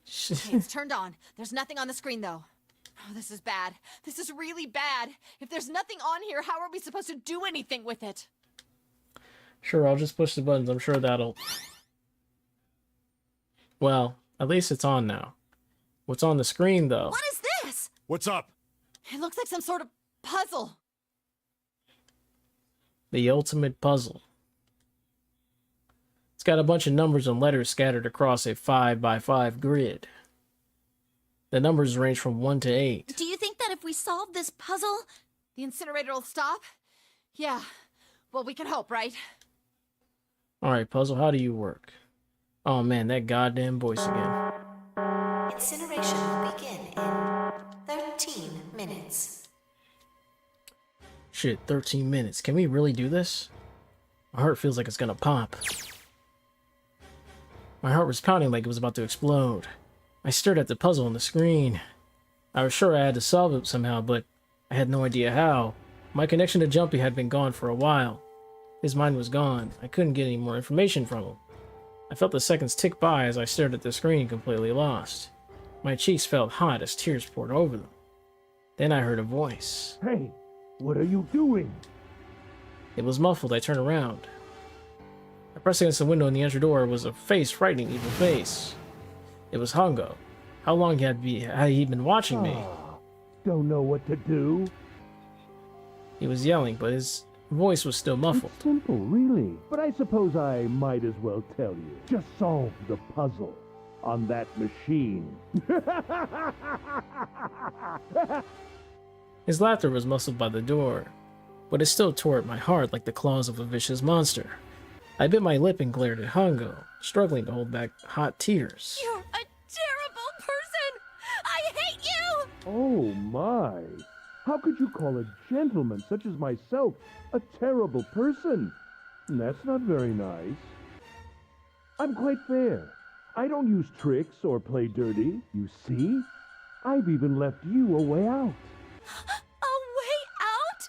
Didn't you hear me? All you have to do is solve that puzzle. Do that, and you can stop the incinerator. What's the point of stopping it?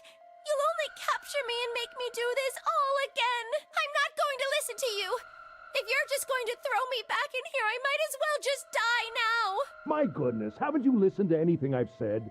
I told you, I'm a fair man. Huh? If you solve the puzzle, the verification function of the red will in turn activate. If this experiment is to deliver valid results, there must be a chance of success. If you succeed, you will escape. The verification function of the red? Then I remembered. Before Hongo left the room, he had scanned 2 bracelets into the red. Ah, so you do remember. Right now there are 2 numbers in the red. The first is 1, and the second is 3. Say, Akane, what's your number?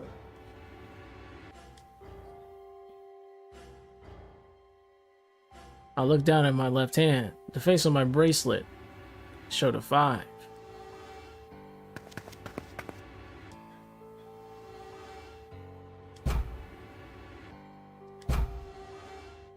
You really aren't one for listening, are you? I hear Hongo's muffled voice from across the room. I've already told you, didn't I? Once you solve the puzzle, the verification function of the red will activate. In other words, if you haven't solved the puzzle, you can't enter your number. What kind of fool are you? Why are you doing this? You could never understand. You don't know what it's like to spend every day surrounded by monkeys. Hey, yo. Now start the experiment. Solve the puzzle. I can't! I don't know how! Of course you don't. Isn't that the point? You understand, don't you? Access the morphogenetic field and find the solution. I can't! Then you'll die. You'll burn alive. It's gonna be quite hot in there in a few minutes. I imagine it will be very painful.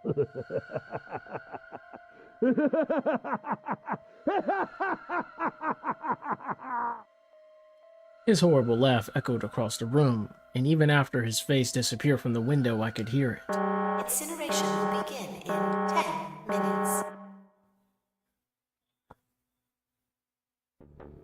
I was crying, great gulping sobs broken by the hiccups that shook my body.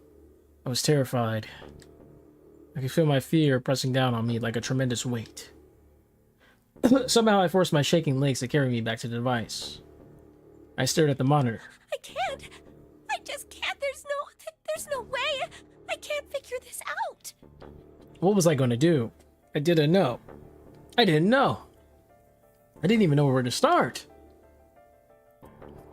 Fear scattered my thoughts, and all I could think of was how I was going to die.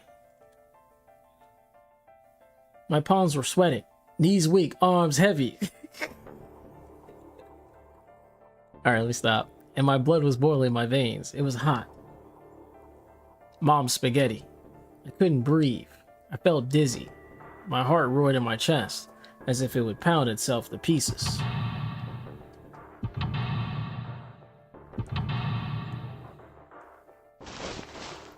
I reached into my pocket. I wrapped my hand around the thing I'd come back to get. The doll Jumpy had given me. At least I had that. I held it tight with both hands and prayed. Help me, Jumpy. Help me. Help me. Help me. Jumpy. Jumpy. Jumpy. Please. Help me. Jumpy. Akane? Akane? Who the hell is Akane? Shut up! Just shut the hell up! Seven and Lotus don't understand. I think Clover and Snake have an idea, though. Clover's looking at me, and I think Snake may have figured it out. No, it doesn't matter. They're in my way. Where'd she go? Maybe over here? Akane! Akane! Can you hear me? Akane! Say something! Fuck. Did something break our connection? I swear I just heard her. Shit. Akane! Answer me! Akane! Jumpy? I spun around. I heard a voice. His voice. I looked around. He wasn't in the room, of course, but I'd heard it so clearly. like he was right there. Jumpy! I screamed as loud as I could. Akane! Jumpy! That's her. She's there. Then that means... Akane! Akane! Yes, I am! How? How did you know? I couldn't believe that he knew that. Now I understand what Santa meant. There's only one way to help her. You were brought here to help my sister. To save Akane. I think I get it now. Incineration will begin in 7 minutes. Jumpy, we don't have time! As quickly as I could, I told him that I had to solve the puzzle in order to stop the incinerator. Got it! And I do. I get everything now. I understand it now. At last, I finally understand what all of this means. I know why the Nonary game was held today. I know why we were kidnapped and brought here.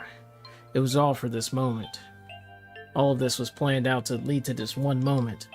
Oh my god. This is insane. I can't believe it. But there's only one possible answer. June is... Zero is... Akane Kurashiki. She recreated the history of the future that she had a glimpse of 9 years ago. She tried to save herself that way 9 years ago. No, she's trying to save herself right now.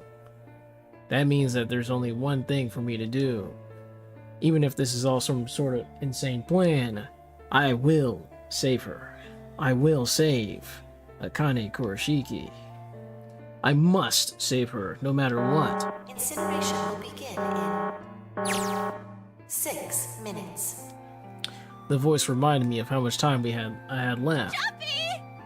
So I have to solve this puzzle in 5 minutes. Yeah, I know. Just hang on, all right? I promise I'll get you out of there. I'm not gonna let you die. I promise. So don't worry, all right? Just give me a few minutes, okay? Okay. My voice shook as I answered. It was hot in the room. It felt like my heart was on fire. 6 minutes or not, my heart burned with my feelings for him. Alright, time to get to work, Junpei. Is Snake talking to them about something? Whatever, it doesn't matter. Get out of my way. Hey, what are you... Just trust me, okay? Sorry, Lotus, I didn't mean to snap, but there's a lot more at stake than your pride. I'll apologize later, alright? Now let's have a look at this thing. We've got numbers all over this grid. I think the panels are out of order. So I just need to switch these out? Staring at it isn't going to accomplish anything. I'll just have to try it. Think of what I did all those times before. I'm gonna do this on my own, with my own mind. I'm gonna solve this problem. Seek a way out. This is the final test. Alright, so I gotta think about this, because I'm not gonna lie, guys, I don't remember, so we're gonna just think about it. So, okay, we can switch things out, very interesting. We can't switch this one out, which is very interesting, so we should probably start around here. So, what happens if we do that? So, okay. So why are we switching these numbers? I don't know yet. I think I'm starting to understand it, though, as to why we're switching the numbers. So this 3, for example, could be switched to go somewhere else, but what are we trying to do exactly? Is this like Sudoku? I can't really tell. What are we trying to do? Well, let's mess around real quick. Wait, what the... Is this... Are they cheating? Oh, no, they're not. Oh, so... Oh, we have to make a word, maybe? Is that... Oh, okay, I'm starting to understand it now. Okay, so we have to get maybe password, it looks like? Yeah, like that? Just looks like... Wow, it's actually easier than I thought. So, is it really that easy, or is it actually harder than it seems? Oh no, that was actually it. Interesting. Wow, it was actually that easy. The password, though. What is the password?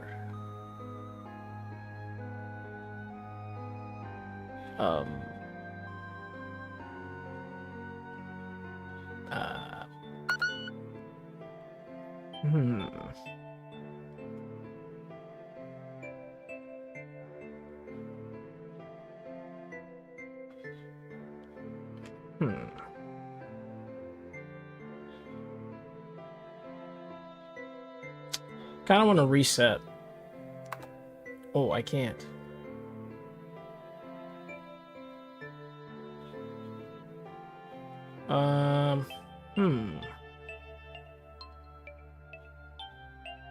I'm gonna assume it's this. I know this is gonna sound crazy, guys, but I already know the password. Like, my mind already knows.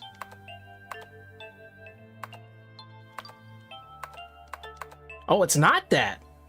Oh, then what is it? Wait, so hold on, guys. It's not it. That's not it. I thought that would be it. Huh. Then was it password? No way, right? That'd be too easy.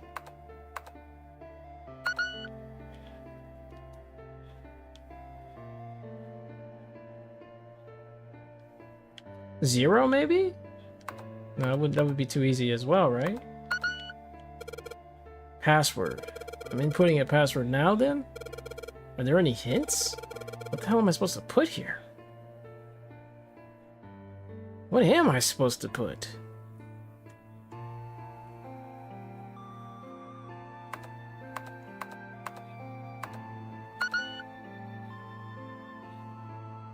Think about it, think about it.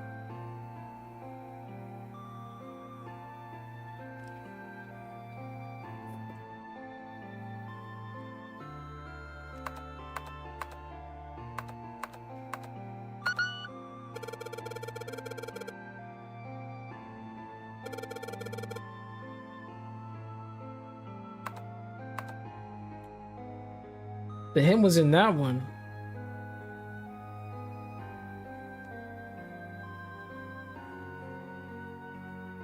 How do I go back? Is there a way to go back? Because I didn't really look. I'm not gonna lie. I kind of just sped through that bitch. Damn. Ah, shit.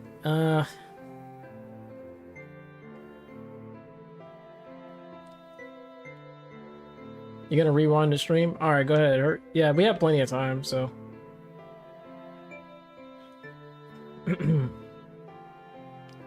In the meantime, I'm gonna guess.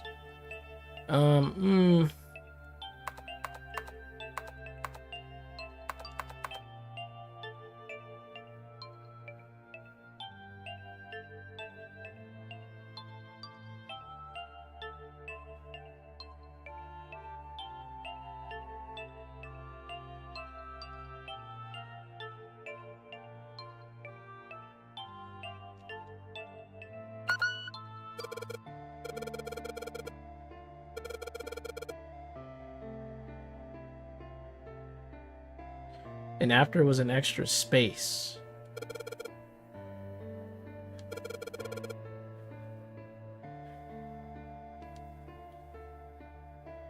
Nine? What the fuck, man? Yes, that's it. Man, that's so dumb. Whatever. I didn't know it was gonna be like one freaking thing. Akane, did you get it? Yes, I did! I solved it! I mean, really, you solved it for me, but I copied everything you did!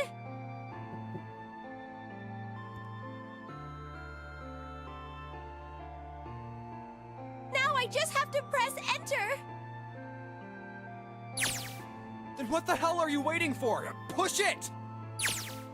Okay, I will! Dang, I solved that really fast. You know, back when I first played this, it took me a while to solve it. But that was like so fast.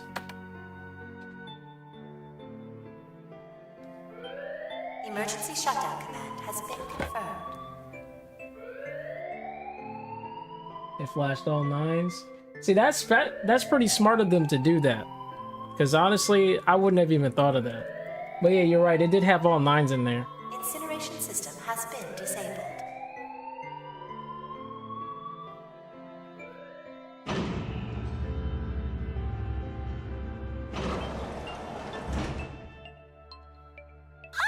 Jumpy! It worked! It worked! The incinerator shut down! It worked! Tears rolled down my face as I cried out to him, but they were a very different sort of tears. A wonderful feeling of accomplishment and relief flooded my body. At the same time, what strength I had left disappeared and I collapsed to the floor. For a while, I just lay there, laughing and crying, and enjoyed being alive. Every time I thought about him, I thought my heart would burst. Whew. I can't quite believe I did that, but I am so glad, so glad. I feel like my heart's on fire.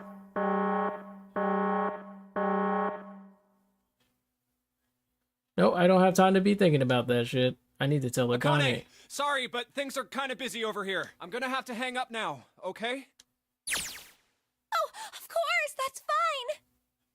I wiped the tears from my eyes and nodded vigorously, even though I knew he couldn't see me. Then I looked over at the corner of the floor. There were 2 bracelets Hungo left behind.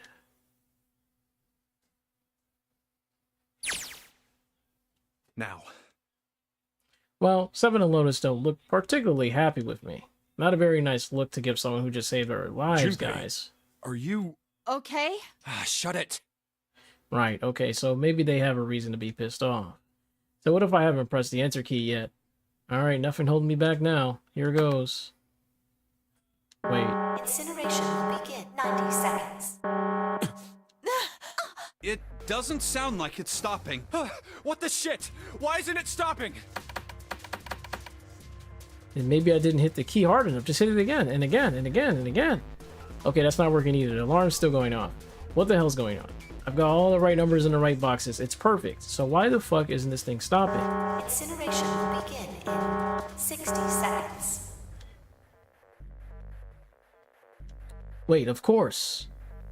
That's what the numbers that showed up after the puzzle mean. 2 plus 4, Snake plus Clover plus Junpei plus 7 plus Lotus. Snake, Clover, me, 7, and Lotus. Then door 9. No, that's it. That number on the door isn't a 9. It's not even a number. It is hidden, but an exit can be found. Seek a way out. Seek a door that... Holy shit, of course. It all makes sense now. Then we just have to put the right number into the red end. Incineration will begin in 30 seconds. Run, guys! Get to the door! Run! Oh shit, oh shit, oh shit, oh shit. Don't have much time. Man, I sure hope they can just trust me on this one, or we are all fucked. Alright, no time to explain, just Quick, go. verify your numbers on the red. Verify? Who? What combination? All of us! We all need to verify! Why? You really think this is a good time to ask questions? Just do it! Hurry, hurry, hurry, hurry. Incineration will begin in 10 seconds. 9, 8, 7, 6, 5, 4, 3, 2. They would be dead right Central now. gate has been opened. Incineration system has been disabled. Oh, never mind, they're good. Wow, perfect timing. They actually survived. Oh, thank fucking Christ. No time to be happy. Time to go. Hurry! We've only got 9 seconds before the door closes. Go, go, go! Come on, guys, move it. Just in time.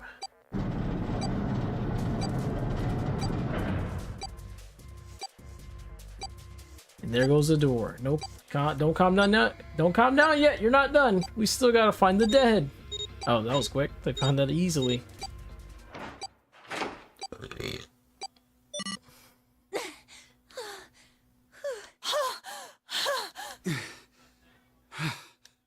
Shit. Looks like we made it, huh?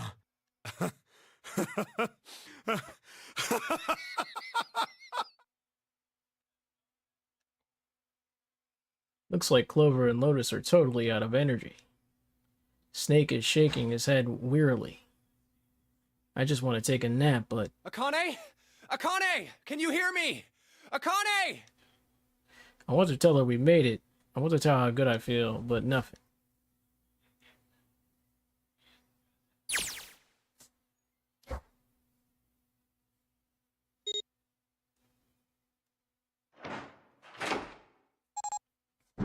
about to leave soon, guys. That's why I'm trying to hurry this up, but...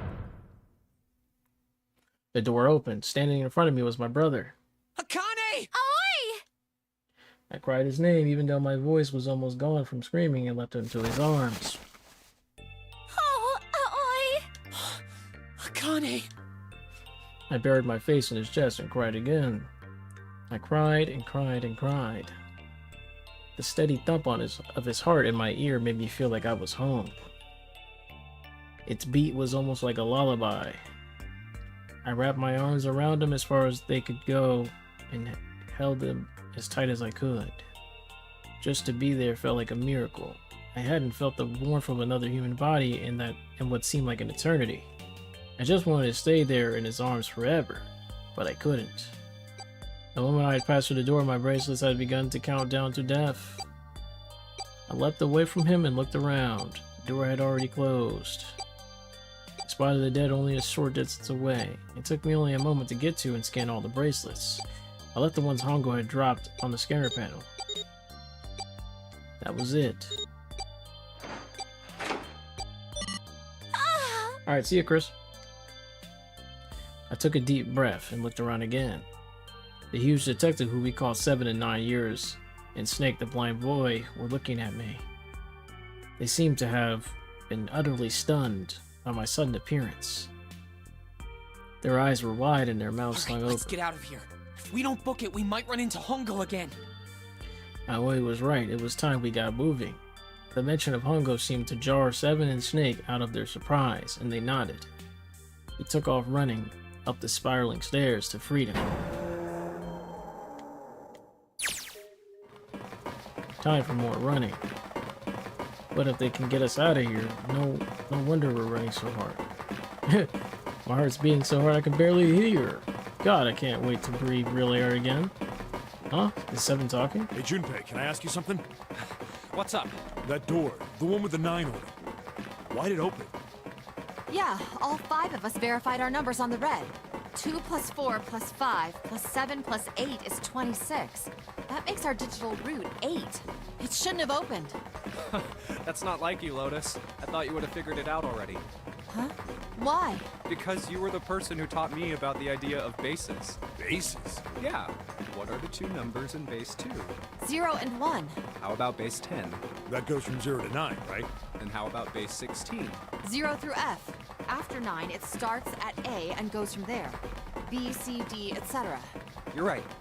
In other words, A in base 16 is 10 in base 10. B is 11, C is 12, D is 13, and so on. So, what about it? You don't get it?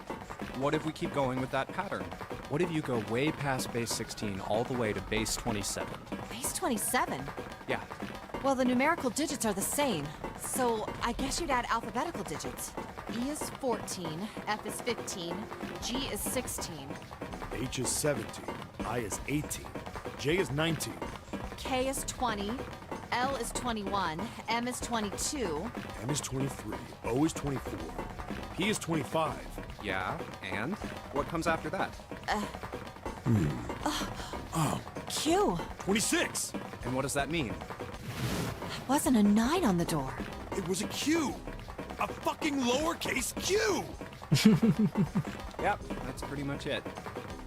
I guess to put it another way, you could say that it was a 9 in base 10, but a Q in base 27. So Q is the same as 9. That's pretty interesting. That actually makes sense.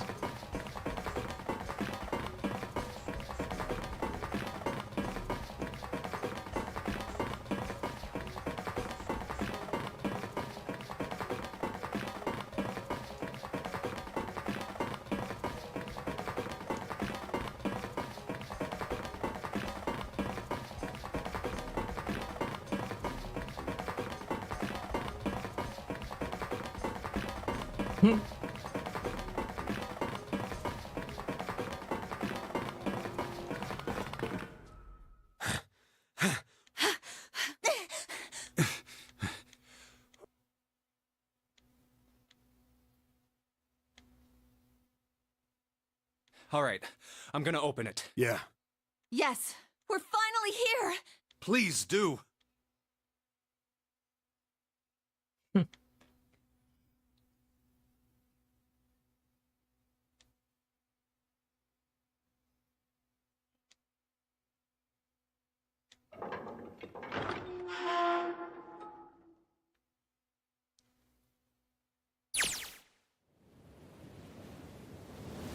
Felt a hand on my shoulder. It was I always. Gave it a small, reassuring squeeze. I was so happy, I feel like I could melt.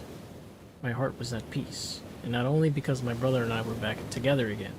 Thanks to the huge detective, all 9 of us who had been kidnapped were finally able to escape from the gigantic. On the distant horizon, we could see a faint outline of the ship as it sank. It gave a thunderous roar as it finally slipped beneath the waves. Its last cry had echoed across the ocean, and then it was gone. Yeah. It was over. It was finally over. Or was it? Was it really? No, it was wrong. That wasn't it at all. I was sure of it. This wasn't the end. It was the only beginning. This was only a prologue to what would happen in 9 years.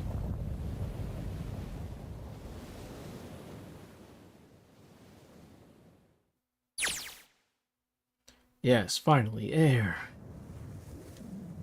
Damn, that sun is bright. I can barely see anything. Well, I gotta admit, this doesn't look quite like... Wait. No way. You have gotta be shitting me. What? It can't be. This is...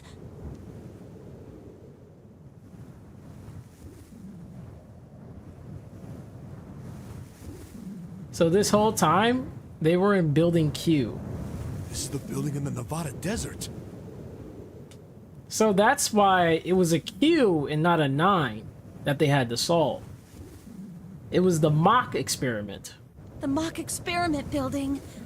Wow. Oh my god. This whole time we were in Building Q.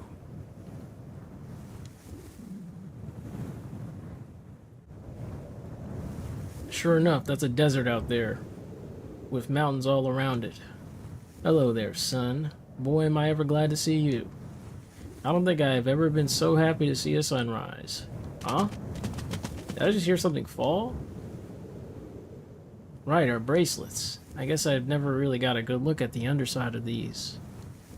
Let's see what's inside of you. Just a little electronic chip like an ATM card. That's it. There's nothing else. Nothing that even looks like a detonator. There was never a detonator to begin with. Figures. Akane. Wait a minute. So, the only people who had detonators was just the people that, you know, that Zero sought revenge on. Yo, that's actually kind of crazy. So there was no bomb in us at all. Wow. That's insane. Jumpy.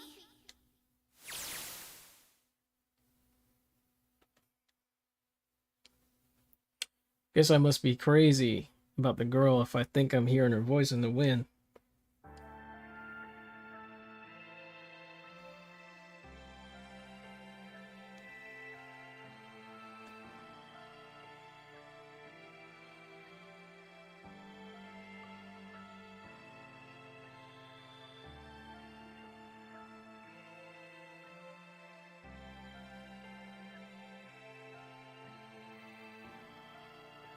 Meow.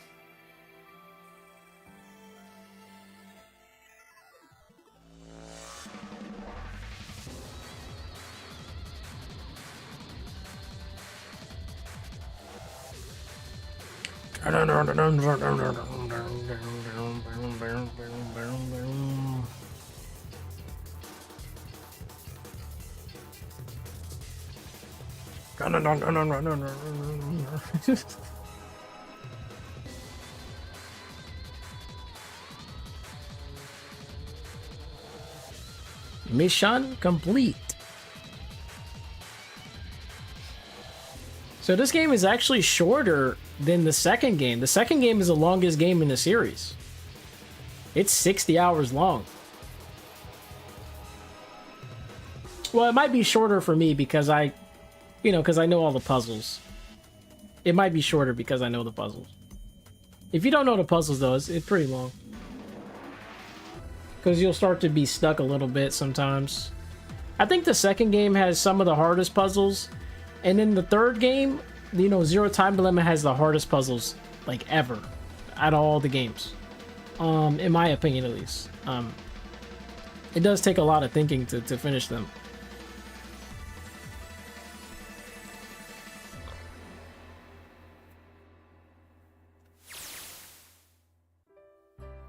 Are you okay?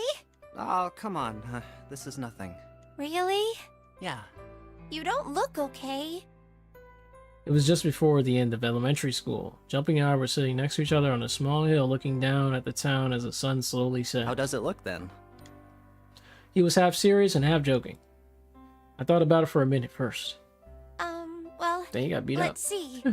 It looks like you kissed a toad and got warts, but then they just kept growing and growing and... What does that even mean? Junpei grinned and... Ow, ow, ow, ow. See? I told you you're not okay. You're too reckless. You can't beat 5 8th graders, Jumpy. That's crazy. Yeah, but I couldn't just stand there. I mean, don't you think so? I had to do something.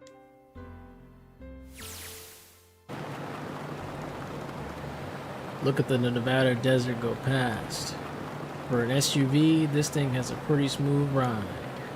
Sure was nice of someone to leave it for us outside the building. Keys in the ignition and gas in the tank. Almost like it was a present, you know? Anyway, we jumped in and now here we are screaming across the desert. Lotus is over there in the passenger seat. Snake and Seven and I are all squeezed into the back seat here. I still can't believe we let her drive. Woohoo! This is so fun! This is so awesome! Driving is so great when there's nothing around, and there's no speed limit. Hey, Clover, watch those bumps, all right? This car jumps even a little, and I think I'm gonna get crushed to death. Hey, shut it. I can't help if I'm big, all right? Suck it up. Why don't you drive, Seven? I'm a cop. I ain't gonna break the law. He doesn't have an international license. Yeah, but you could have sat in the passenger seat. Oh, hell no. There's no way I'm giving this seat up. And Clover, there's no need to slow down. The car Santa and June are in should be somewhere down this road ahead of us. Yeah, I saw some fresh tire tracks going out. There's no doubt about it. Then we've got to hurry if we want to catch them, don't we? Sure thing.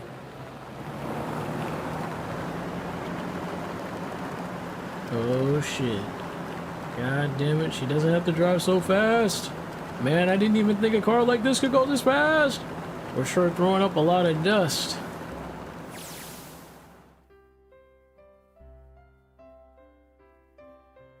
It was a couple hours after we run into the junior high students. They'd been hiding in the bushes on the back of one of the hills, drenching a kitten in gasoline. The moment we saw what they were doing, Jumpy ran up to them furious. Hey, what the hell are you doing? Then he jumped on them.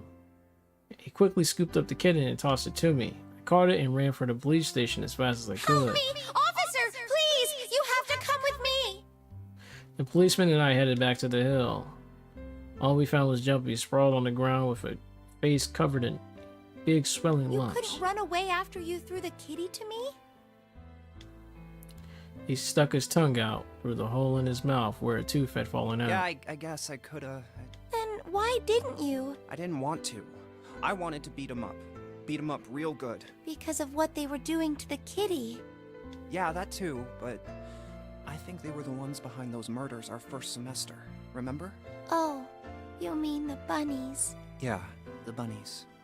That could be a potential. That could be possible, yeah. Because they're out here killing animals. They asked me what elementary school I was from, so I told them. And then they said they'd do the same thing to you that they did to the rabbits. I couldn't forgive them for that, so Oh, yeah, definitely, though.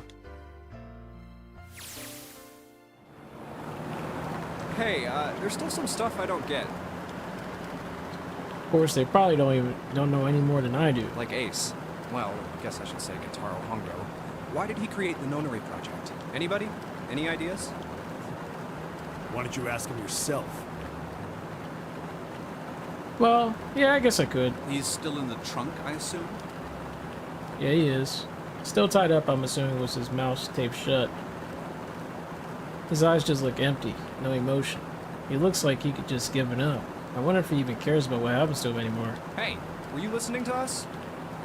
Yeah, go ahead and try to pretend you weren't, you old bastard. Let's get that tape off your mouth. Come on, I know you were. Answer me. You could at least look at me when you talk, man. I only wanted to see the faces. Human faces. I thought if I could gain the ability to access the morphic field set, then perhaps I could see faces. Dang. That's crazy. By peering into people's minds, you could understand how they were processing the expressions of others. That's it? Yes, if you want to put it simply. But if you are looking for a more philosophical answer, I can supply that as well. You see, the human collective consciousness... I think that's enough out of you, pal. All right. So what's your second question? You said there were some things you didn't get, didn't you? Well, somebody's a little Well, my nosy. next question doesn't really have anything to do with you two. This is for you, Seven. It's about the whole Alice thing. What's the deal with that? Well, you see, 9 years ago, after I escaped from the Gigantic, I kept going after Hongo on my own, hoping I'd catch him when he finally slipped up. And during the course of my investigations, I learned a lot more about the Gigantic. I also found out about Bourdain and Alice. You're not really answering my question. Was there actually a girl who wouldn't melt at room temperature?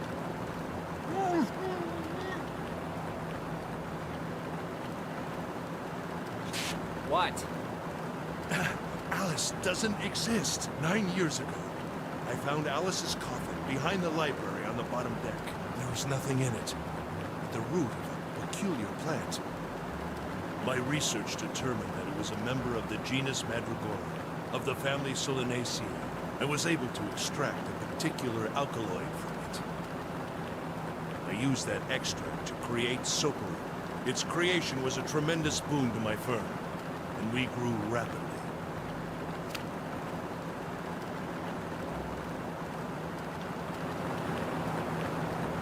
The rest of my questions can wait a bit. For now, I think I'll just enjoy the ride. Here, this is for you. What's this? This is a for you doll. His name is Junpei.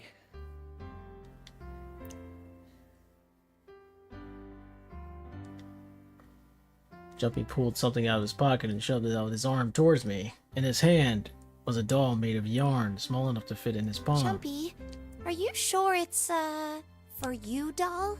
Huh? Yeah, the lady at the shop said so, so that means it's for you, right? Are you sure it's not a voodoo doll? Wait, what? That's... Oh, man. Oh. Well, it sure looks like a voodoo doll. I mean, you do know what a voodoo doll is used for, right? Yeah, I guess calling it Junpei isn't a very good idea then. Why are you giving me this anyway? It just seems really sudden. Well, you know how after June, we aren't gonna get to see each other too much? That's crazy. I mean, we're gonna be in different schools, and... That's crazy. I just thought I'd, you know, Oh, okay, well, how about we call it June then? Oh? Okay. So, I wanted to give you this. You sound like some sort of tribal chief in a bad movie. Yes. I, head of tribe. This doll, traditional charm of tribe. So I give this, it me, so we always together. Oh, Jumpy. If something bad, then hold and pray. I go wherever you are. So here, take. I reached my hand out and picked up the doll gently. Thank you. Thank you so much, Jumpy. Oh, Jumpy. I'll never forget you. I promise. Jumpy looked straight into my eyes and said just 5 words. I'll never forget you either. The sky was a beautiful crimson, red as it melted down towards the horizon. The last golden rays of sunlight stretched out across the city and painted themselves across the hills. We sat bathed in the warm light of evening, just the two of us leaning gently against one another, shoulder to shoulder. The sun set and we still didn't leave. We watched in silence as the darkness deepened, and one by one, the lights of the town began to flicker on.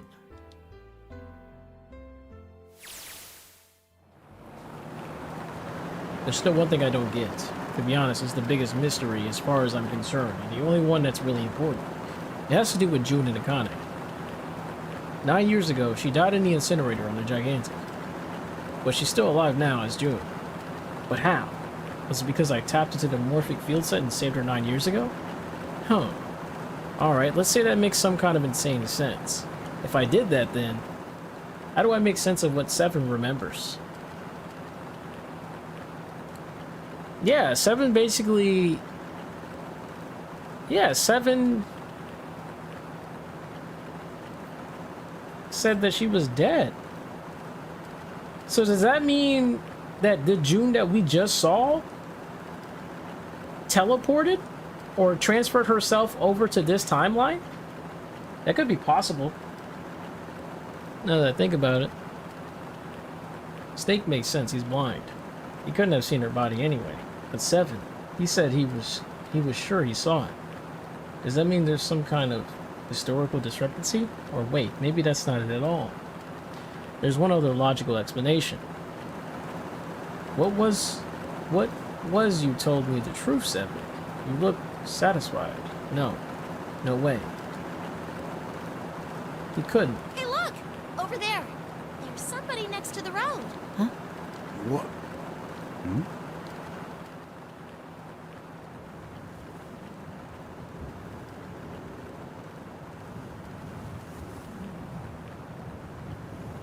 And this embarks the next story. The burning gaze on the Nevada sun pounded down on her head. The desert around her rippled with heat. Standing there on that shimmering plain was a woman, her arm out and her thumb up. It would not be long before Junpei realized who she was. So this begins the story of the second game. About Alice and the entire story unfolding for the next game.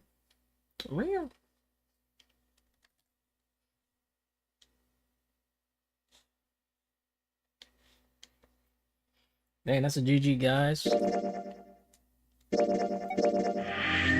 Bang, bang. 2 stories done at once.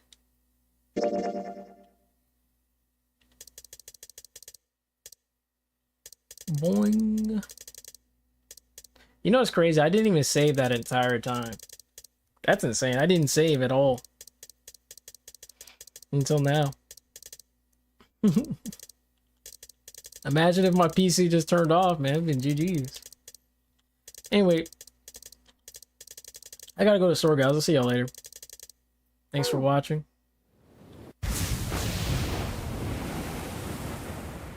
Why do they always do this to me? I'm trying to get out of here.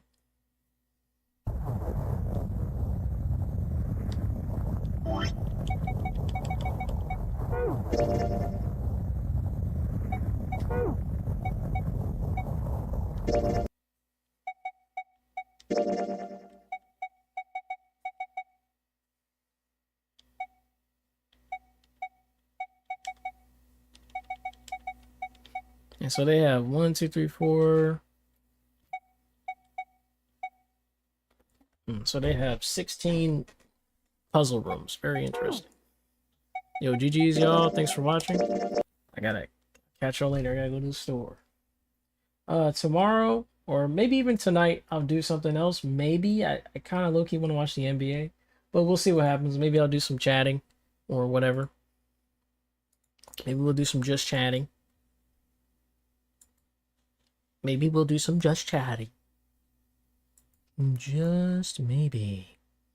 Anyway, catch y'all later on the flip side. Wee. Woohoo. Hee hee. Meow.